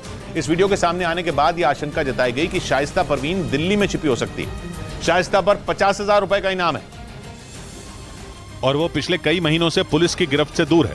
शाइस्ता की तलाश में यूपी पुलिस दिल्ली और हरियाणा समेत कई राज्यों में खाक छान रही है, लेकिन अब यूपी पुलिस को एक वीडियो हाथ लगा जिसमें अतीक की पत्नी शाइस्ता परवीन के होने का दावा किया गया। जो वीडियो सामने आया उसमें एक महिला बकरी के एक बच्चे को गोद में लिए नजर आई। इसके अलावा वो चेहरे पर पीले रंग का मास्क लगाए दिखी। पुलिस सूत्रों का दावा है कि ये वीडियो शाइस्ता परवीन का ही है। सूत्रों का यह भी कहना है कि आखिरी बार दिल्ली एनसीआर में शाइस्ता के होने की खबर मिली थी। इसी वजह से दावा किया जा रहा है कि शाइस्ता दिल्ली और उसके आसपास के इलाके में छिपी हो सकती है। इस बीच उत्तर प्रदेश के प्रयागराज में हुए उमेश पाल हत्याकांड में फरार चल रही अतीक अहमद की बहन आयशा नूरी और उनकी बेटी की एक तस्वीर सामने आई, जिसके बाद यूपी एसटीएफ की टीम इन तस्वीरों की जांच में जुट गई। क्योंकि वायरल तस्वीर में दोनों बकरे के साथ दिखी। दावा किया गया कि आयशा नूरी और उनकी बेटी मंताशा ने बकरीद के मौके पर कुर्बानी से पहले ये तस्वीरें ली। हालांकि यूपी एसटीएफ की तरफ से इन तस्वीरों पर कोई प्रतिक्रिया नहीं है। पुलिस सूत्रों के मुताबिक यूपी एसटीएफ को आयशा नूरी और उनकी बेटी मंताशा के दिल्ली या उसके आसपास कहीं छिपे होने के सुराग मिले हैं। 2 दिन पहले ही आयशा नूरी ने सुप्रीम कोर्ट में एक याचिका दायर की, जिसके बाद यूपी एसटीएफ ने आशंका जताई है कि वे दिल्ली में कहीं छिपी हैं। लेकिन गिरफ्तारी से बचने के लिए वो लगातार ठिकाने बदल रही हैं। आयशा नूरी पर उमेश पाल की हत्या में शामिल शूटरों की मदद करने और मेरठ में अपने घर में उन्हें छुपाने का आरोप है। उधर झारखंड की राजधानी रांची से दिल दहला देने वाला एक वीडियो सामने आया। वहां बस स्टैंड पर एक साथ खड़ी कई बसों में अचानक आग लग गई, जिसके बाद इलाके में हड़कंप मच गया और देखते ही देखते आग की लपटों ने बस स्टैंड पर खड़ी सभी बसों को अपनी चपेट में ले लिया। वहां से जो वीडियो सामने आया उसमें बसें आग में धू-धू कर जलती दिखी। आसमान में धुएं का गुबार उठता नजर आया। बताया गया कि रांची के बस स्टैंड पर सभी बसें लाइन से खड़ी थी। इस दौरान अचानक एक बस में आग लग गई, जिसने धीरे धीरे आसपास खड़ी बाकी बसों को भी अपनी चपेट में ले लिया। हालांकि दमकल की टीम ने समय रहते आग पर काबू पा लिया, लेकिन आग किस वजह से लगी इसकी जानकारी नहीं मिल पाई। इस बीच मध्य प्रदेश में सियासी पोस्टर वॉर के बीच ऑनलाइन पेमेंट कंपनी फोन पे ने कानूनी कार्रवाई की धमकी दी। चुनावी माहौल में कांग्रेस और बीजेपी दोनों ने एक दूसरे पर निशाना साधने के लिए जो पोस्टर लगाए उन पर क्यूआर कोड लगाया गया, जिसके जरिए दोनों पार्टियों ने एक दूसरे पर लगाए गए आरोप साबित करने का दावा किया। लेकिन इसी बीच मध्य प्रदेश की सियासी पोस्टर वॉर में ऑनलाइन पेमेंट कंपनी फोन पे की एंट्री हो गई, जिसने चुनाव प्रचार के लिए लगाए गए पोस्टर में उसके लोगों का गलत इस्तेमाल करने पर कानूनी कार्रवाई की धमकी दे डाली। कांग्रेस ने मध्य प्रदेश में जो पोस्टर लगाए उनमें शिवराज सिंह चौहान की तस्वीर वाले क्यूआर कोड के साथ ऑनलाइन पेमेंट कंपनी फोन पे का लोगो नजर आया, जिस पर मध्य प्रदेश सरकार ने भी कांग्रेस को घेरने की तैयारी कर ली। शिकायतें जहाँ जहाँ आएंगी और सब जगह कार्रवाई हम करने जा रहे हैं। इस मामले में बुरहानपुर और छिंदवाड़ा में एफआईआर दर्ज की गई। उधर अमेरिका के अखबार द वॉल स्ट्रीट जर्नल ने दावा किया कि जनवरी में चीन का जो गुब्बारा अमेरिका के ऊपर उड़ा था वो अमेरिका की जासूसी करने के लिए अमेरिकी तकनीक का ही इस्तेमाल कर रहा था। अमेरिका ने चीन के उस गुब्बारे को जासूस बताकर शूट कर दिया था और अब वो उसकी जांच करने में लगा है। द वॉल स्ट्रीट जर्नल ने उस जांच से जुड़े अधिकारियों के हवाले से ही दावा किया कि चीन का वो गुब्बारा बाजार में मौजूद अमेरिका की तकनीक से ही काम कर रहा था और अमेरिकी तकनीक की वजह से ही चीन का वो गुब्बारा अमेरिका के आसमान में उड़ते हुए हर अहम जानकारी जुटा रहा था। वो तस्वीरों के साथ साथ आवाजें भी रिकॉर्ड कर रहा था। मतलब अमेरिका की अपनी ही तकनीक उसके लिए आफत बन गई और चीन ने उसकी जासूसी कर डाली। चीन का गुब्बारा 28 जनवरी को अमेरिका में घुसा था। फिर अमेरिका ने दावा किया कि वो गुब्बारा उसकी जासूसी कर रहा है, इसलिए उसने 4 फरवरी को उसे शूट कर डाला। पर चीन आज तक कहता है कि उसका गुब्बारा मौसम की जानकारी जुटा रहा था। मगर वॉल स्ट्रीट जर्नल ने अपनी रिपोर्ट में दावा किया कि अमेरिका की जांच में पाया गया कि चीन का गुब्बारा वाकई उसका जासूस ही था। इधर व्हाइट हाउस के हवाले से यह जानकारी दी गई कि अमेरिका के राष्ट्रपति बाइडेन को सोने के लिए खास मशीन की मदद लेनी पड़ती है। एक रोज पहले उनके चेहरे पर रहस्यमयी निशान दिखा, जिसके बाद पूरी दुनिया में सोशल मीडिया पर इस पर चर्चा शुरू हो गई। लेकिन अब अमेरिका के राष्ट्रपति भवन व्हाइट हाउस ने इस निशान के बारे में बयान जारी करके दुनिया को जानकारी दी और बताया कि बाइडेन के चेहरे पर जो निशान बना था वो CPAP डिवाइस का है, जिसे नींद न आने और सोते समय सांस लेने में तकलीफ से बचने के लिए पहना जाता है। बाइडेन के चेहरे पर मास्क जैसा निशान इसी डिवाइस से बना था। 80 साल के बाइडेन 2008 से ही स्लीप एपनिया नाम की बीमारी से पीड़ित है। इसमें मरीज को सांस लेने में परेशानी होती है और रात में सोते समय रुक रुक कर सांस आती है। बाइडेन ने हाल ही में इस बीमारी के बारे में बताया था। व्हाइट हाउस के बयान के मुताबिक अमेरिकी राष्ट्रपति को कुछ हफ्तों से सोते समय सांस लेने में ज्यादा दिक्कत हो रही है। इसके लिए वो CPAP मशीन का इस्तेमाल कर रहे हैं। उधर संयुक्त राष्ट्र की एक रिपोर्ट में दावा किया गया कि सीरिया में जंग के लिए बच्चों को हथियार थमाए जा रहे हैं। आरोप है कि सीरिया के चरमपंथी संगठनों ने बीते 3 साल में बड़ी संख्या में बच्चों को हथियार थमाकर जंग के मैदान में उतार दिया और इसमें 1 या 2 चरमपंथी संगठन नहीं बल्कि वहां की सरकार के सुरक्षा बल और उनके समर्थित चरमपंथी संगठनों के नाम भी शामिल हैं। यूएन की रिपोर्ट में दावा किया गया कि सीरिया में 2020 में 813, 2021 में 1296 और 2022 में 1696 बच्चों को हथियार थमाकर जंग के मैदान में उतार दिया गया। चरमपंथी संगठनों में भर्ती किए गए सभी बच्चों की उम्र 18 साल से कम थी। यहाँ तक कि कुछ बच्चे 15 साल से भी कम उम्र के बताए गए। रिपोर्ट में सीरिया की सरकार के सुरक्षा बल और उनके समर्थित चरमपंथी संगठनों के समूह में बच्चों के शामिल होने के 25 मामलों का जिक्र है। इस रिपोर्ट में कुर्द लड़ाकों के चरमपंथी संगठन SDF यानी सीरियन डेमोक्रेटिक फोर्सेस का भी नाम है, जिसे अमेरिका का समर्थन मिला हुआ है। इधर उत्तर प्रदेश के मथुरा से दिल दहला देने वाला एक वीडियो सामने आया। वहां एक गाय ने सड़क से गुजर रहे एक बच्चे पर हमला कर दिया। ये घटना उस वक्त हुई जब वो बच्चा अपने भाई के साथ कोचिंग सेंटर जा रहा था। तभी वहां घूम रही एक गाय ने 14 साल के उस बच्चे पर हमला कर दिया। इस घटना का जो CCTV वीडियो सामने आया उसमें एक मोटरसाइकिल सवार सड़क से जाता दिखा। इसी दौरान वो गाय उस बच्चे को दौड़ाती नजर आई। कुछ दूर तक दौड़ाने के बाद उस गाय ने अपने सींग से हमला कर उस बच्चे को गिरा दिया और उस पर वार करने लगी। इस घटना को देखकर वो आदमी उस बच्चे को बचाने के लिए आगे बढ़ा तो उस गाय ने उस पर भी हमला कर दिया। तभी वहां एक सांड आ गया। इसके बाद जो हुआ, ब्रेक के बाद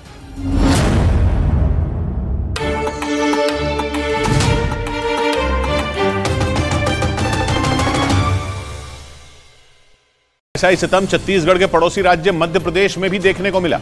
वहां के दमोह में लगातार हो रही बारिश ने लोगों की मुसीबतें बढ़ा दी। कई घंटों तक पानी बरसने से वहां के हालात पूरी तरह पटरी से उतर गए, क्योंकि भारी बारिश की वजह से चारों तरफ पानी भर गया, जिससे लोग अपने ही घरों में कैद हो गए। कुछ जगहों पर पानी का बहाव इतना तेज दिखा कि लोगों ने उस रास्ते से निकलने का जोखिम ही नहीं उठाया। इस बीच एक गाय उफनती नदी को पार करती नजर आई। पानी के तेज बहाव के बावजूद उसने किसी तरह नदी को पार किया, लेकिन भारी बारिश के बाद पानी भरने से सड़कों पर चलने वालों की परेशानी कई गुना बढ़ गई। इससे गाड़ियों की रफ्तार पर भी असर पड़ा, क्योंकि उन्हें धीरे धीरे निकालना पड़ा। दमोह के निचले इलाके की हालत तो और ज्यादा खराब हो गई। वहाँ कई फीट तक पानी भर गया, जिसमें दुकान और मकान डूब गए। इस आफत की वजह से दमोह के 12 से ज्यादा गाँवों का संपर्क पूरी तरह टूट गया। और इसी तरह मध्य प्रदेश के नरसिंहपुर में भी भीषण बारिश के बाद बाढ़ का कहर दिखा। वहां नर्मदा नगर कॉलोनी के एक मकान में बाढ़ का पानी भर गया, जिसकी वजह से वहां रहने वाला एक परिवार फंस गया, जिन्हें निकालने के लिए जिला प्रशासन और SDRF की टीम ने रेस्क्यू ऑपरेशन चलाया। लेकिन पानी की तेज धार की वजह से रेस्क्यू टीम को मुश्किलों का सामना करना पड़ा। बाढ़ के पानी का बहाव इतना तेज था कि लगा कॉलोनी के अंदर तेज रफ्तार से कोई नदी बह रही हो। बाढ़ में फंसे परिवार ने लोगों से मदद की गुहार लगाई। बाद में सूचना मिलने पर पहुंची रेस्क्यू टीम ने करीब 12 घंटे बाद सभी को सुरक्षित बचा लिया। और तीनों जो लोग विक्टिम वहां फंसे हुए थे उनको सुरक्षित बाहर निकाल लिया। मौसम विभाग ने जानकारी दी कि बीते एक रोज में नरसिंहपुर जिले में करीब 10 इंच बारिश हो गई, जिसकी वजह से हालात बिगड़ गए। वहीं खबर है कि अगले 2 दिनों में मानसून देश के कई राज्यों में तबाही की वजह बन सकता है। मौसम विभाग के मुताबिक आसमान से सबसे ज्यादा आफत मध्य प्रदेश पर बरसने की आशंका है, जबकि पहले ही मध्य प्रदेश बारिश से बेहाल हो चुका है। मध्य प्रदेश में नदी नाले उफान पर हैं और बांधों के गेट खोले जाने लगे हैं। लेकिन मौसम विभाग का अनुमान है कि अगले 2 दिनों में मानसून अपने पूरे शबाब पर होगा, जिसकी वजह से मध्य प्रदेश के कई जिलों में बेहद भारी बारिश हो सकती है। इसके अलावा दक्षिण गुजरात और कोंकण और गोवा में भी बादल मुसीबत बरसा सकते हैं। आने वाले 2-3 दिनों में इवन हैवी रेनफॉल एक्टिविटी की उम्मीद रहेगी। मौसम विभाग का अनुमान है कि अगले 3 दिन में पूर्वोत्तर के राज्यों पर भी कुदरत आफत बरसा सकती है, जबकि सिक्किम और असम पहले से ही बाढ़ से बेहाल हो चुके हैं। इस बीच मध्य प्रदेश के दमोह से हैरान कर देने वाला एक वीडियो सामने आया। वहां कुछ लोग अपनी जान जोखिम में डालकर नाला पार करते नजर आए। वहां पिछले 24 घंटों से राज्य के अलग अलग हिस्सों में हो रही मूसलाधार बारिश से नालों और नदियों का जलस्तर बढ़ गया और उसका पानी 2 गांवों को जोड़ने वाली पुलिया के ऊपर से बहने लगा। लेकिन इसके बाद भी लोगों ने उसकी परवाह नहीं की। पुलिया के ऊपर से बहते पानी को पार करने के लिए लोगों ने जान तक जोखिम में डाल दी। वहां से जो तस्वीर सामने आई उसमें एक आदमी मोटरसाइकिल पर बैठकर पुलिया पार करता दिखा। तभी उसकी मोटरसाइकिल का बैलेंस बिगड़ गया और वो पानी की तेज धार में बहने लगा। हालांकि उसने किसी तरह मोटरसाइकिल को संभाला। गनीमत यह रही कि वो सुरक्षित पुलिया से गुजर गया। यही नहीं, कई और लोग भी जान जोखिम में डालकर पुलिया के ऊपर बह रहे पानी को पार करते दिखाई दिए। और इसी तरह मध्य प्रदेश के सिवनी में भी भारी बारिश ने लोगों के लिए खतरा खड़ा कर दिया। वहां बाढ़ जैसे हालात बन गए। वहां इतना पानी जमा हो गया कि एक इलाके में एक शख्स पानी के सैलाब में बह गया।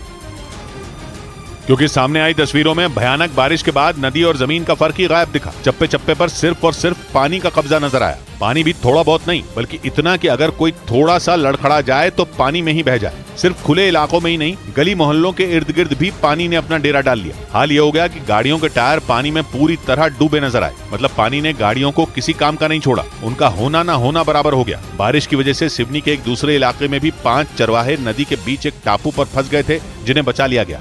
और सिर्फ सिवनी ही नहीं, बल्कि मध्य प्रदेश के कई शहरों में मूसलाधार बारिश ने लोगों की मुश्किलें बढ़ा दी।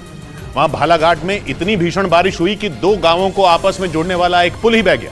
बताया गया कि पिछले 10 महीने से गांव वाले उस पुल की मरम्मत की मांग कर रहे थे। लेकिन वहां सिर्फ एक अस्थायी पुल बना दिया गया जो तेज बारिश की वजह से मिनटों में बह गया, जिसके बाद उस पुल के दोनों छोर पर मौजूद कई लोग वहीं अटक गए। गांव वालों ने आशंका जताई कि उस इलाके में ऐसे कई हादसे और हो सकते हैं। कुछ दिन और वेट करिए, अभी रेलवे का ब्रिज बाकी। गांव वालों का आरोप है कि पिछले 10 महीने से वो लगातार उस पुल की मरम्मत की मांग कर रहे थे, लेकिन उनकी शिकायत पर ध्यान नहीं दिया गया, जिसके बाद मानसून के आते ही वो पुल सैलाब में समा गया। बताया गया कि इस पुल के बहने का असर आसपास के 20 गांवों पर पड़ेगा। वहीं मध्य प्रदेश के शिवपुरी से हैरान कर देने वाला एक वीडियो सामने आया। वहां मूसलाधार बारिश की वजह से नदी से निकलकर एक मगरमच्छ सड़क पर आ गया, जिससे वहां हड़कंप मच गया। उसे देखने के लिए कुछ लोग सड़क किनारे बने नाले के पास आ गए, जबकि कुछ लोग उस मगरमच्छ को पकड़ने के लिए रस्सी और लाठी लेकर पहुंच गए। उन लोगों ने जैसे ही उसके मुंह को रस्सी से बांधने की कोशिश की तो उसने उन लोगों पर हमला कर दिया। हालांकि किसी तरह उस मगरमच्छ के मुंह को लाठी से दबाकर रस्सी से बांध दिया गया। घटना की जानकारी मिलने के बाद वन विभाग की टीम वहां पहुंच गई, जिसके बाद वहां मौजूद लोगों ने उस मगरमच्छ को वन विभाग की टीम को सौंप दिया। बाद में उस मगरमच्छ को जंगल में ले जाकर छोड़ दिया गया। इससे पहले भारी बारिश की वजह से कई इलाकों में पानी भर गया था, जिससे वो मगरमच्छ नदी से निकलकर रिहायशी इलाकों में आ गया। उधर मध्य प्रदेश के साथ ही गुजरात के अहमदाबाद शहर के कई इलाके भी बारिश के पानी में डूब गए। मूसलाधार बारिश की वजह से शहर के निचले इलाके तालाब बन गए। आसमान से बरसती आफत ने गाड़ियों की रफ्तार पर ब्रेक लगा दिया, क्योंकि जहां तक नजर जा रही थी वहां तक पानी ही पानी नजर आया। नरोडा और सरदार नगर इलाके में तो बारिश के बाद सड़क पर इतना पानी भर गया कि लगा वहां कोई नदी बह रही हो। बारिश के बाद अहमदाबाद में शाहीबाग, वाडज, आश्रम रोड, नवरंगपुरा, गोटा, नारायणपुरा, अंबावाड़ी, एसडी हाईवे और पालड़ी में सड़कों पर पानी भर गया। जबकि मणिनगर इलाके में बारिश की वजह से एक मकान के बाहर बनी सीढ़ियों का हिस्सा गिर गया, जिससे कुछ लोग ऊपरी मंजिल पर फंस गए, जिन्हें दमकल विभाग की टीम ने नीचे उतारा। मौसम विभाग ने अगले 5 दिनों तक गुजरात में भारी से बहुत भारी बारिश का अलर्ट जारी किया है। और भारी बारिश की वजह से गुजरात के सूरत शहर में भी हाहाकार मच गया। वहां लगातार कई घंटों तक जोरदार बारिश हुई, जिससे कई इलाकों में बाढ़ जैसे हालात बन गए। और इसी बारिश में एक मोटरसाइकिल सवार फंस गया, क्योंकि वो जिस रास्ते से गुजर रहा था वहां कई फीट तक पानी भर गया। उसने कुछ दूर तक तो अपनी मोटरसाइकिल चलाई, लेकिन जब वो पानी में फंसकर रुक गई तो मजबूरी में उसे अपनी मोटरसाइकिल को धक्का देना पड़ा। इसी तरह सूरत के एक दूसरे इलाके में भारी बारिश की वजह से इतना पानी भर गया कि बड़ी बड़ी गाड़ियों के पहिए उसमें डूब गए। लगातार हो रही बारिश से सूरत के नजदीक मौजूद खंबात की खाड़ी में जलस्तर बढ़ने से मुसीबत और बढ़ गई, क्योंकि इसके पानी ने आसपास के कई इलाकों को पूरी तरह डुबो दिया। फिर तो चारों तरफ बाढ़ जैसे हालात बन गए। एक जगह एक कार पानी में आधी डूब गई। उस इलाके में लोगों ने बड़ी मुश्किल से अपनी गाड़ी चलाई। सभी मकान भी बारिश के पानी में घिर गए। बड़ी खबर आ रही है देश के कई राज्यों में सैलाब से मचे हाहाकार पर। पहले से ही कई राज्य भारी बारिश की वजह से बाढ़ जैसे हालात से जूझ रहे हैं, और इसी बीच अगले 2 दिनों में मानसून के देश के कई राज्यों में भारी तबाही मचाने का अलर्ट जारी कर दिया गया। मौसम विभाग ने मध्य प्रदेश, दक्षिणी गुजरात और कोंकण गोवा में भारी से भारी बारिश होने की चेतावनी दी। मतलब ये कि इन राज्यों में अगले 2 दिनों तक आसमान से आफत बरस सकती है। मौसम विभाग का अनुमान है कि अगले 3 दिनों में पूर्वोत्तर के राज्यों पर भी कुदरत का कहर बरपेगा, जबकि सिक्किम और असम पहले से बाढ़ से बेहाल हैं, और छत्तीसगढ़ का भी हाल बुरा है। वहां के दुर्ग जिले में बन रहा एक पुल चंद सेकंड के अंदर वहां बहने वाली नदी में समा गया। पिछले कई दिनों से जिले में हो रही भारी बारिश की वजह से वहां की नदियां उफान पर हैं। कई इलाकों में तो नदियों का पानी तटबंधों को तोड़कर गांवों और शहरों में घुस गया, जिससे हालात बिगड़ गए। लेकिन उफनती नदी में उस पुल के बहने की इस घटना ने इलाके में रहने वाले लोगों को खौफ से भर दिया। इस घटना की जो तस्वीरें सामने आई उनमें 2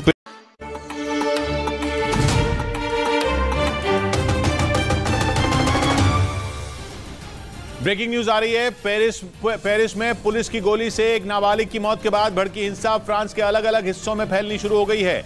2 दिन पहले वहां पुलिस ने 17 साल के एक लड़के को गोली मार दी थी, जिससे उसकी बीच सड़क पर ही मौत हो गई थी।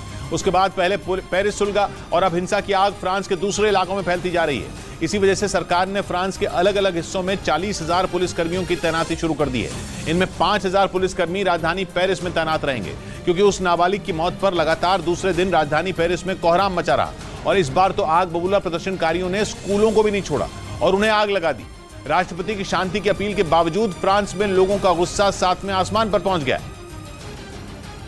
जो पहले दिन पुलिस से 2-2 हाथ करने के बाद भी शांत नहीं हुआ, और प्रदर्शनकारी दूसरे दिन भी पुलिस से हिसाब बराबर करने के लिए सड़कों पर उतर आए। वो फिर पूरी तैयारी के साथ पहुंचे और पुलिस पर भारी मात्रा में पटाखे फोड़ डाले। प्रदर्शनकारियों के वार पर पुलिस भी ईंट का जवाब पत्थर से देती नजर आई, लेकिन आग बबूला लोगों पर कोई असर नजर नहीं आया। 17 साल के अल्जीरियाई मूल के उस लड़के की मौत पर भड़के लोगों ने गुस्से में सड़क पर खड़ी गाड़ियों को भी फूंक डाला। कुछ गाड़ियां तो पलटी हुई भी नजर आईं। इसलिए पुलिस ने 150 लोगों को गिरफ्तार कर लिया और फ्रांस के राष्ट्रपति इमैनुअल मैक्रोन ने कैबिनेट की बैठक बुला ली। ताकि किसी तरह आग बबूला प्रदर्शनकारियों को शांत करके फ्रांस की कानून व्यवस्था पर काबू पाया जा सके। फ्रांस के राष्ट्रपति इमैनुअल मैक्रोन ने नाबालिग को गोली मारने की घटना को गलत भी ठहराया। फ्रांस में गाड़ियों की चेकिंग के दौरान पुलिस के फायरिंग करने की घटनाएं काफी बढ़ चुकी हैं। वहां पुलिस पर यह आरोप भी लगते हैं कि वो फ्रांस में रहने आए दूसरे देशों के लोगों पर अत्याचार करती है। पेरिस में 17 साल के जिस लड़के को पुलिस ने गोली मारी वो भी फ्रांस का मूल निवासी नहीं था, वो अल्जीरियाई मूल का था और उसे भी पुलिस ने कार चेकिंग के दौरान ही गोली मारी थी, इसलिए वहां बवाल हो गया। इधर उत्तर प्रदेश के मथुरा से दिल दहला देने वाला एक वीडियो सामने आया। वहां एक गाय ने सड़क से गुजर रहे एक बच्चे पर हमला कर दिया। घटना उस वक्त हुई जब वो बच्चा अपने भाई के साथ कोचिंग सेंटर जा रहा था। तभी वहां घूम रही एक गाय ने 14 साल के उस बच्चे पर हमला कर दिया। इस घटना का जो सीसीटीवी वीडियो सामने आया उसमें एक मोटरसाइकिल सवार सड़क से जाता दिखा। इसी दौरान वो गाय उस बच्चे को दौड़ाती नजर आई। कुछ दूर तक दौड़ाने के बाद उस गाय ने अपने सींग से हमला कर उस बच्चे को गिरा दिया और उस पर वार करने लगी। इस घटना को देखकर वो आदमी उस बच्चे को बचाने के लिए आगे बढ़ा तो उस गाय ने उस पर भी हमला कर दिया। तभी वहां एक सांड आ गया। देखते ही देखते एक और गाय वहां पहुंच गई। इस घटना से हड़कंप मच गया। कई लोग अपने घरों से निकलकर बाहर आ गए, जिसके बाद दोनों गायों और उस सांड को वहां से भगाया गया। इस घटना में वो बच्चा और एक आदमी बुरी तरह घायल हो गए, जिन्हें इलाज के लिए अस्पताल ले जाया गया।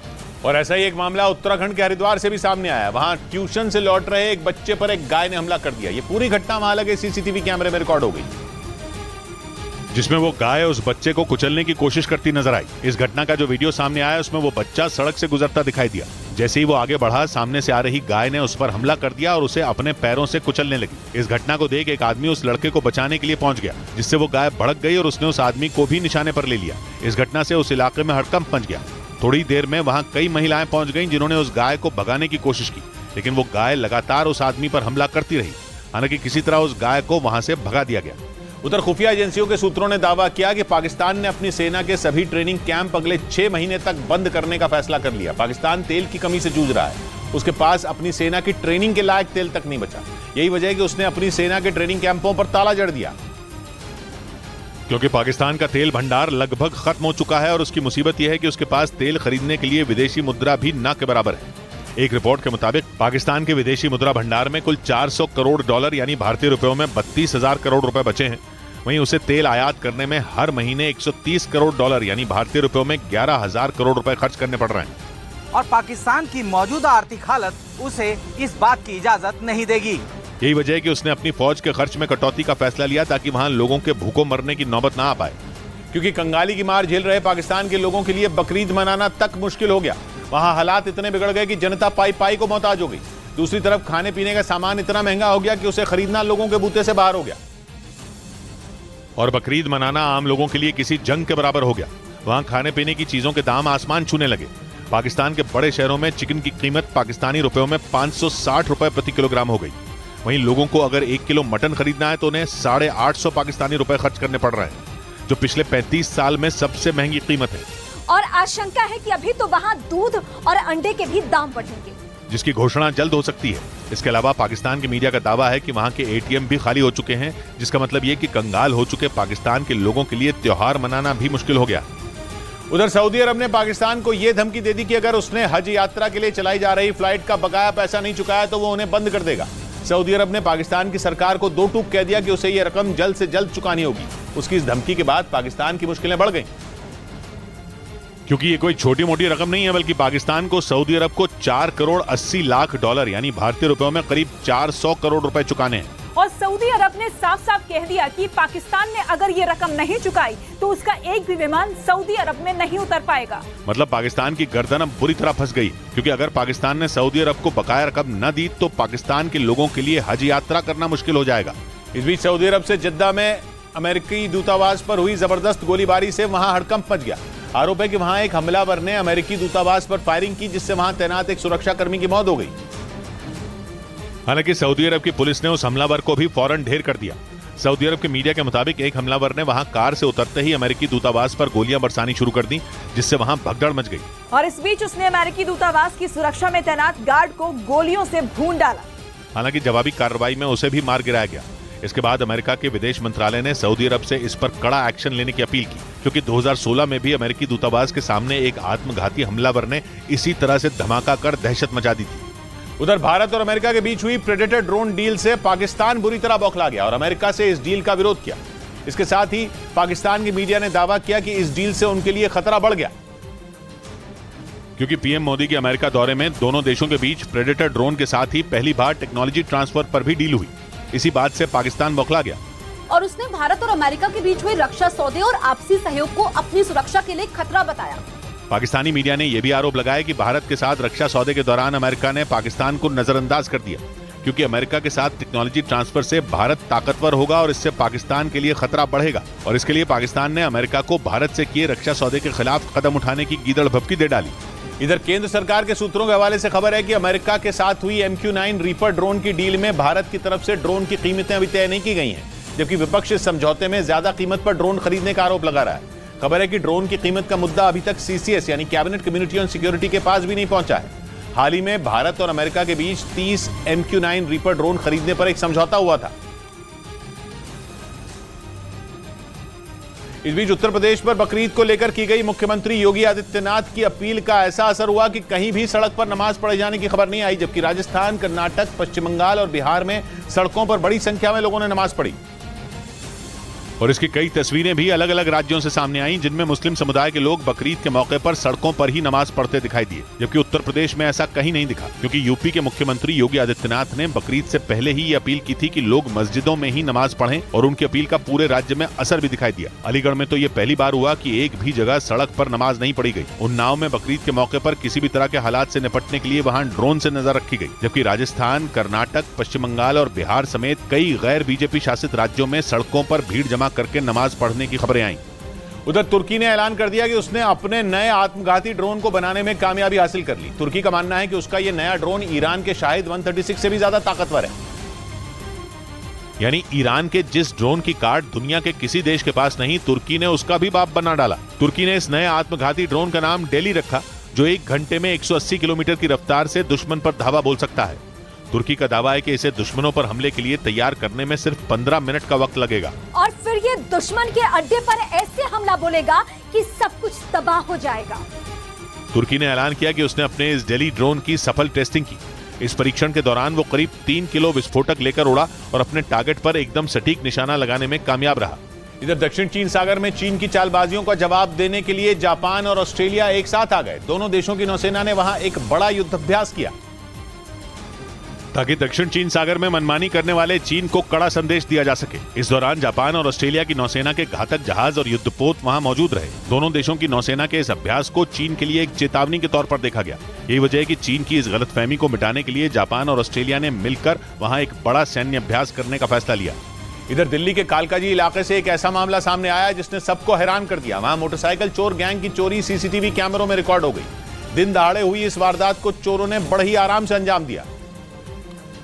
और जो वीडियो सामने आया उसमें मोटरसाइकिल पर सवार 2 चोर नजर आए, जिनमें एक चोर अपनी मोटरसाइकिल से उतरकर एक गली में गया और वहां खड़ी एक मोटरसाइकिल का लॉक तोड़ने के बाद उसे पीछे की तरफ लाया। वो मोटरसाइकिल को बिना स्टार्ट किए काफी दूर तक ले गया। बाद में उसके साथी ने धक्का लगाकर मोटरसाइकिल चालू करवाई, जिसके बाद वो दोनों चोर बड़े ही आराम से वहां से फरार हो गए। ये पूरी घटना पास में ही लगे CCTV कैमरों में रिकॉर्ड हो गई। बगल में ही पुलिस थाना है, 200 मीटर की दूरी पे, बगल में से चोरी हो रही है। शिकायत मिलने के बाद पुलिस मामले की जाँच में जुट गई।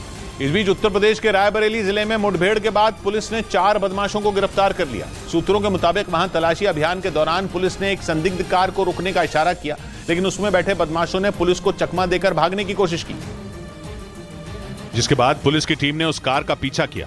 पुलिस सूत्रों के मुताबिक कुछ दूर जाने के बाद बदमाश गाड़ी से बाहर निकले और पुलिस वालों पर फायरिंग शुरू कर दी, जिसके बाद जवाबी कार्रवाई में पुलिस की टीम ने एक बदमाश के पैर में गोली मार दी और बाकियों को घेर कर पकड़ लिया। बाद में पुलिस ने बदमाशों की कार और उनके पास से मिले अवैध हथियार जब्त कर लिए और मुठभेड़ में घायल हुए बदमाश को इलाज के लिए अस्पताल में भर्ती करा दिया। उधर अफ्रीकी देश सूडान में सत्ता की लड़ाई में उलझे सेना और पैरामिलिट्री ग्रुप RSF ने बकरीद पर भी लोगों को चैन से त्योहार नहीं मनाने दिया और एक दूसरे पर हवाई हमले शुरू कर दिए। वो भी तब जब दोनों तरफ से युद्ध विराम का ऐलान किया गया था। सूडान पर राज करने के लिए अप्रैल से सेना और RSF के बीच जंग छिड़ी हुई है और हर बार सीजफायर फेल हुआ है। लेकिन उम्मीद जताई जा रही थी कि सूडान की सेना और RSF बकरीद का लिहाज करेंगे, मगर सूडान की कुर्सी पर बैठने के लिए दोनों अपने ही वादे को भूल गए और फिर एक दूसरे के खून के प्यासे बन गए। इसके बाद तो राजधानी खर्तूम में भयंकर एयर स्ट्राइक शुरू हो गई। अमेरिका से लेकर सऊदी अरब तक सूडान की लड़ाई को शांत करने की कोशिश कर चुके हैं, लेकिन वहां की सेना और पैरामिलिट्री ग्रुप उनकी भी सुनने को तैयार नहीं। इधर पटना में पिछले हफ्ते हुई विपक्ष की बैठक के बाद बिहार में केंद्रीय गृह मंत्री अमित शाह ने रैलियां की। इस दौरान उन्होंने बिहार के मुख्यमंत्री नीतीश कुमार समेत विपक्ष की बैठक में शामिल तमाम नेताओं पर हमला बोला। और लखीसराय जिले की रैली में तो उन्होंने मंच से आरोप लगा दिया कि नया विपक्ष बनाने के लिए एकजुट हुई 20 पार्टियों ने 10 साल में 20 लाख करोड़ रुपए का घोटाला किया था। 2004 से 14 में 20 लाख करोड़ रुपए का घपला, घोटाला और भ्रष्टाचार किया है। अमित शाह के आरोपों पर आरजेडी ने भी पलटवार किया। भ्रष्टाचार और सदाचार का पैमाना अमित शाह जी, ये आपके अनुसार नहीं चलेगा। विपक्षी पार्टियां एकजुट होकर 2024 के चुनाव में बड़ी जीत का दावा कर रही हैं, तो वहीं बीजेपी विपक्षी दलों के गठबंधन पर लगातार हमले बोल रही है। इस बीच केंद्रीय गृह मंत्री अमित शाह के बिहार दौरे के विरोध में सड़कों पर पोस्टर लगाए गए, जिसे लेकर दो गुटों में झड़प हो गई। पोस्टर लगाने वाले कुछ लोगों के साथ बीजेपी समर्थकों की बहस हो गई और नौबत मारपीट तक की आ गई। बीजेपी समर्थकों ने सड़क किनारे लगे पोस्टरों को फाड़ दिया, जिसके बाद पोस्टर लगाने वाले कुछ लड़के वहां पहुंच गए। दोनों गुटों में काफी देर तक बहस होती रही। बाद में पुलिस ने दोनों पक्षों को शांत कराया। पुलिस के मुताबिक सड़क किनारे आपत्तिजनक पोस्टर लगाने वाले असामाजिक तत्वों की पहचान की जा रही है और जल्द ही उन्हें पकड़ लिया जाएगा। इधर उत्तराखंड के रुड़की में एक निजी अस्पताल के मालिक ने आरोप लगाया कि उन्हें गैंगस्टर गोल्डी बराड़ के नाम से वसूली के लिए धमकी भरा फोन आया। पुलिस के मुताबिक पीड़ित से 20 लाख रुपए की मांग की गई और उस अस्पताल के मालिक ने आरोप लगाया कि उन्हें फोन पर धमकी देने वाले ने अपना नाम गैंगस्टर गोल्डी बराड़ बताया। पीड़ित के मुताबिक उन्हें एक बैंक अकाउंट नंबर दिया गया और उस अकाउंट में वसूली के 20 लाख रुपए डालने की धमकी दी गई। 20 लाख रुपए की डिमांड करी गई थी। धमकी भरा फोन आने के बाद से ही पीड़ित के घर पर उनके दोस्त और रिश्तेदार अपने अपने लाइसेंसी हथियार लेकर इकट्ठा हो गए और उनकी सुरक्षा में जुट गए। इसके बाद पुलिस उस फोन नंबर की तलाश में जुट गई जिससे पीड़ित को धमकी दी गई। इस बीच दिल्ली पुलिस ने 4 साल पहले हुए एक हत्याकांड के मामले में फरार चल रहे मार्शल आर्ट्स के नेशनल लेवल के खिलाड़ी प्रवीण हुड्डा को गिरफ्तार कर लिया। पुलिस के मुताबिक उसने पैसों की वजह से अपने चाचा की हत्या की थी और तब से ही वो फरार चल रहा था, जिस पर हरियाणा पुलिस ने 10,000 का इनाम रखा था। दिल्ली पुलिस के मुताबिक उसने पैसों की वजह से अपने चाचा हरीश हुड्डा की 4 साल पहले हत्या कर दी थी। दिल्ली पुलिस के मुताबिक आरोपी से उसके चाचा ने पैसे लिए थे जो नहीं लौटाए, जिसके बाद उसने अपने चाचा का अपहरण किया और उनकी हत्या कर दी और उसे अब दिल्ली पुलिस ने गिरफ्तार कर लिया। पुलिस के मुताबिक वो मार्शल आर्ट्स का नेशनल लेवल का खिलाड़ी रह चुका है, जिसके बाद वो नीरज बवानिया गैंग से जुड़ गया था। इधर उत्तर प्रदेश के कौशाम्बी में पुलिस ने एक गैंगस्टर के खिलाफ कार्रवाई करते हुए उसकी संपत्ति को सील कर दिया। पुलिस के मुताबिक ड्रग्स की तस्करी करने वाले आरोपी रवि तिवारी के खिलाफ यह कार्रवाई गैंगस्टर एक्ट के तहत की गई और पुलिस ने कार्रवाई करते हुए उसके एक मकान को सील कर दिया, जिसकी कीमत करीब 28 लाख रुपए बताई गई। पुलिस के मुताबिक गैंगस्टर रवि तिवारी पर ड्रग्स की तस्करी करने का आरोप है और उसके खिलाफ गैंगस्टर एक्ट के तहत पुलिस ने ये कार्रवाई की। हमने इन दोनों मकानों को कुर्क किया है। इसके साथ ही पुलिस ने वहां ड्रग्स की तस्करी करने वाले एक और आरोपी के खिलाफ कार्रवाई करते हुए उसके मकान को भी सील कर दिया। उधर बिहार के जमुई में पुलिस से नाराज एक आदिवासी समुदाय के कुछ लोगों ने तीर कमान लेकर प्रदर्शन किया। उन्होंने आरोप लगाया कि अवैध शराब के खिलाफ जांच के नाम पर कुछ पुलिस वालों ने उनके परिवारों के साथ बदसलूकी की और इसी बात का विरोध करने के लिए वो लोग जमुई के बरहट थाने के बाहर काफी संख्या में इकट्ठा हुए और उन्होंने ढोल नगाड़े बजाकर पुलिस के खिलाफ प्रदर्शन किया। इस दौरान उन आदिवासियों के हाथों में तीर और धनुष भी दिखाई दिए। उन्होंने आरोप लगाया कि अवैध शराब के खिलाफ जांच के नाम पर कुछ पुलिसकर्मियों ने उनके घरों में घुसकर परिवारों से अभद्रता की, जिसके बाद वहां पर पुलिस के अधिकारी पहुंचे और उन्हें कार्रवाई का आश्वासन देकर शांत कराया। पुलिसकर्मी या पदाधिकारी ने ऐसा किया, उसके खिलाफ हम लोग सख्त कार्रवाई करेंगे। पुलिस अधिकारी के मुताबिक उन आदिवासियों के आरोपों की जांच के बाद दोषी पुलिसकर्मियों के खिलाफ एक्शन लिया जाएगा। इस बीच त्रिपुरा के उनाकोटी में जगन्नाथ रथ यात्रा के दौरान एक बड़ा हादसा हो गया, जिसमें 7 लोगों की मौत हो गई जबकि कई लोग गंभीर रूप से घायल हो गए। यह हादसा जगन्नाथ की उल्टा रथ यात्रा उत्सव के दौरान हुआ, जिसमें बड़ी संख्या में लोग रथ खींच रहे थे। इसी दौरान वो रथ हाई टेंशन लाइन से छू गया। जिस रथ को लोग खींच रहे थे वो लोहे से बना था, जिसकी वजह से उन्हें तेज करंट लगा और रथ में आग लग गई, जिससे रथ खींच रहे 7 लोगों की जान चली गई और 1 दर्जन से ज्यादा लोग गंभीर रूप से झुलस गए। हादसे के बाद वहां अफरा तफरी मच गई और प्रशासन ने आग से झुलसे लोगों को अस्पताल में भर्ती कराया। हादसे की जानकारी मिलने पर त्रिपुरा के सीएम मानिक साहब भी उनाकोटी पहुंचे और अस्पताल में भर्ती लोगों से मुलाकात की। इस दौरान उन्होंने मृतकों के परिवारों और हादसे में झुलसे लोगों के लिए आर्थिक मदद का भी ऐलान किया। इधर चलती गाड़ी में हुड़दंग करने वालों के खिलाफ चंडीगढ़ पुलिस ने एक्शन लिया और 3 लोगों का लाइसेंस रद्द कर दिया। सोशल मीडिया पर उन तीनों लड़कों का चलती गाड़ी पर हुल्लड़बाजी करने का वीडियो वायरल हुआ था, जिसमें 3 अलग अलग गाड़ियों पर 3 आदमी हुल्लड़बाजी करते दिखाई दिए, जिसमें 2 लड़के अपनी अपनी गाड़ियों की खिड़की से लटके हुए दिखे, जबकि एक आदमी कार की छत पर बैठा दिखाई दिया। तीनों का यह वीडियो चंडीगढ़ के सेक्टर 16-17 इलाके का बताया गया, जिसे किसी ने ट्रैफिक पुलिस के ऑफिस में भेज दिया था। जिसके बाद ट्रैफिक पुलिस ने उन्हें ऑफिस बुलाया और उनके लाइसेंस जब्त कर लिए और उनका ट्रैफिक नियमों के उल्लंघन के आरोप में गंभीर धाराओं में चालान भी किया। उधर स्वीडन की राजधानी स्टॉकहोम में बकरीद के मौके पर कुरान का अपमान करने की घटना से तुर्की बुरी तरह भड़क गया। बताया गया कि वहां एक शख्स ने मस्जिद के सामने कुरान का अपमान किया, जिसकी इजाजत उसे वहां की कोर्ट से ही मिली थी। पश्चिमी मीडिया के मुताबिक इस घटना के बाद अब स्वीडन के नेटो का सदस्य बनने का रास्ता और मुश्किल हो गया, क्योंकि तुर्की इस घटना से आग बबूला हो गया, जो पहले से ही स्वीडन में हो रही कुरान के अपमान की घटनाओं से गुस्से में है और करीब 1 साल से स्वीडन की नेटो की सदस्यता में अड़ंगा लगाए हुए, जिसकी मांग पिछले साल यूक्रेन पर हुए रूस के हमले के वक्त से ही स्वीडन करता आया है। लेकिन पश्चिमी मीडिया के मुताबिक स्वीडन की इस मांग पर अब ग्रहण लग सकता है, क्योंकि तुर्की के गुस्से के बाद भी स्वीडन में एक बार फिर कुरान का अपमान किया गया। वहां राजधानी स्टॉकहोम में एक मस्जिद के बाहर एक शख्स ने ऐसा किया, जिसकी इजाजत उसे वहां की ही एक कोर्ट ने दी थी। माना जा रहा है कि इस घटना के बाद तुर्की स्वीडन की नेटो सदस्यता के लिए किसी भी कीमत पर तैयार नहीं होगा। इस बीच जापान से हैरान करने वाली एक तस्वीर सामने आई, जिसमें दिखा कि वहां की एक नदी का रंग लाल हो गया, जो वहीं पास की एक बियर फैक्ट्री से हुई लीकेज की वजह से हुआ था। लेकिन अचानक नदी के पानी का रंग बदलने से लोग डर गए, क्योंकि जापान के नागो शहर की एक नदी का पानी अचानक लाल हो गया, जिसे देखकर वहां के लोग काफी दहशत में आ गए। लेकिन जब लोगों को पता चला कि नदी के पास ही एक बियर कंपनी में लीकेज की वजह से नदी का पानी लाल हुआ, तो उन्होंने सोशल मीडिया पर कंपनी के खिलाफ नाराजगी जाहिर की, जिसके बाद उस बियर कंपनी ने लोगों से माफी मांगी और बताया कि लीकेज कंपनी के कूलिंग सिस्टम से हुई। खाने को रंगने वाला रंग नदी में लीक हो गया, जिसकी वजह से पानी का रंग बदल गया। हालांकि उस बियर कंपनी ने दावा किया कि इस लाल रंग से लोगों की सेहत को कोई खतरा नहीं और ऐसा दोबारा न हो, इसके लिए वो कदम उठाएगी। इधर भारत पाकिस्तान बॉर्डर पर 5 किलो हेरोइन बरामद की गई। बीएसएफ को यह हेरोइन पंजाब के तरन तारण में बॉर्डर के करीब 2 संदिग्ध बैगों में मिली और बीएसएफ की जांच में पता चला कि नशे की ये खेप पाकिस्तान की तरफ से भेजी गई, लेकिन भारतीय जवानों ने पाकिस्तान की इस साजिश को वक्त रहते नाकाम कर दिया। जानकारी के मुताबिक गश्त के दौरान बीएसएफ को 2 संदिग्ध बैग मिले, जो पीले रंग की टेप से लिपटे हुए थे और जिन पर लोहे का एक गोल छल्ला भी लगा था। जब इन दोनों पैकेट को खोला गया तो इनसे 5 किलो हेरोइन बरामद हुई। इससे पहले भी पाकिस्तान कई बार नशे की खेप भेजने की साजिश रच चुका है, जिसे हर बार भारतीय सुरक्षा बल ने नाकाम किया। इस बीच उत्तर प्रदेश के बहराइच में बच्चों की लड़ाई के बाद 2 पक्षों के बीच जमकर लाठियां चली, जिसमें दोनों पक्षों की तरफ से कई लोग घायल हो गए। मारपीट का वीडियो सोशल मीडिया पर वायरल हो गया, जिसमें दोनों पक्ष आपस में बुरी तरह लड़ते दिखे। सामने आए वीडियो में दोनों पक्षों के लोग डंडों से एक दूसरे को पीटते नजर आए। बताया गया कि बच्चों की लड़ाई के बाद दोनों पक्षों में कहासुनी हो गई और वो एक दूसरे पर डंडे बरसाने लगे, जिसकी वजह से विवाद इतना बढ़ गया कि वो एक दूसरे के खून के प्यासे हो गए। मारपीट में दोनों पक्षों के कई लोग घायल हो गए, जिन्हें अस्पताल में भर्ती कराया गया। वहीं कुछ लोगों ने मारपीट का वीडियो अपने मोबाइल में रिकॉर्ड कर लिया और सोशल मीडिया पर वायरल कर दिया, जिसके बाद पुलिस ने 8 लोगों पर केस दर्ज कर लिया।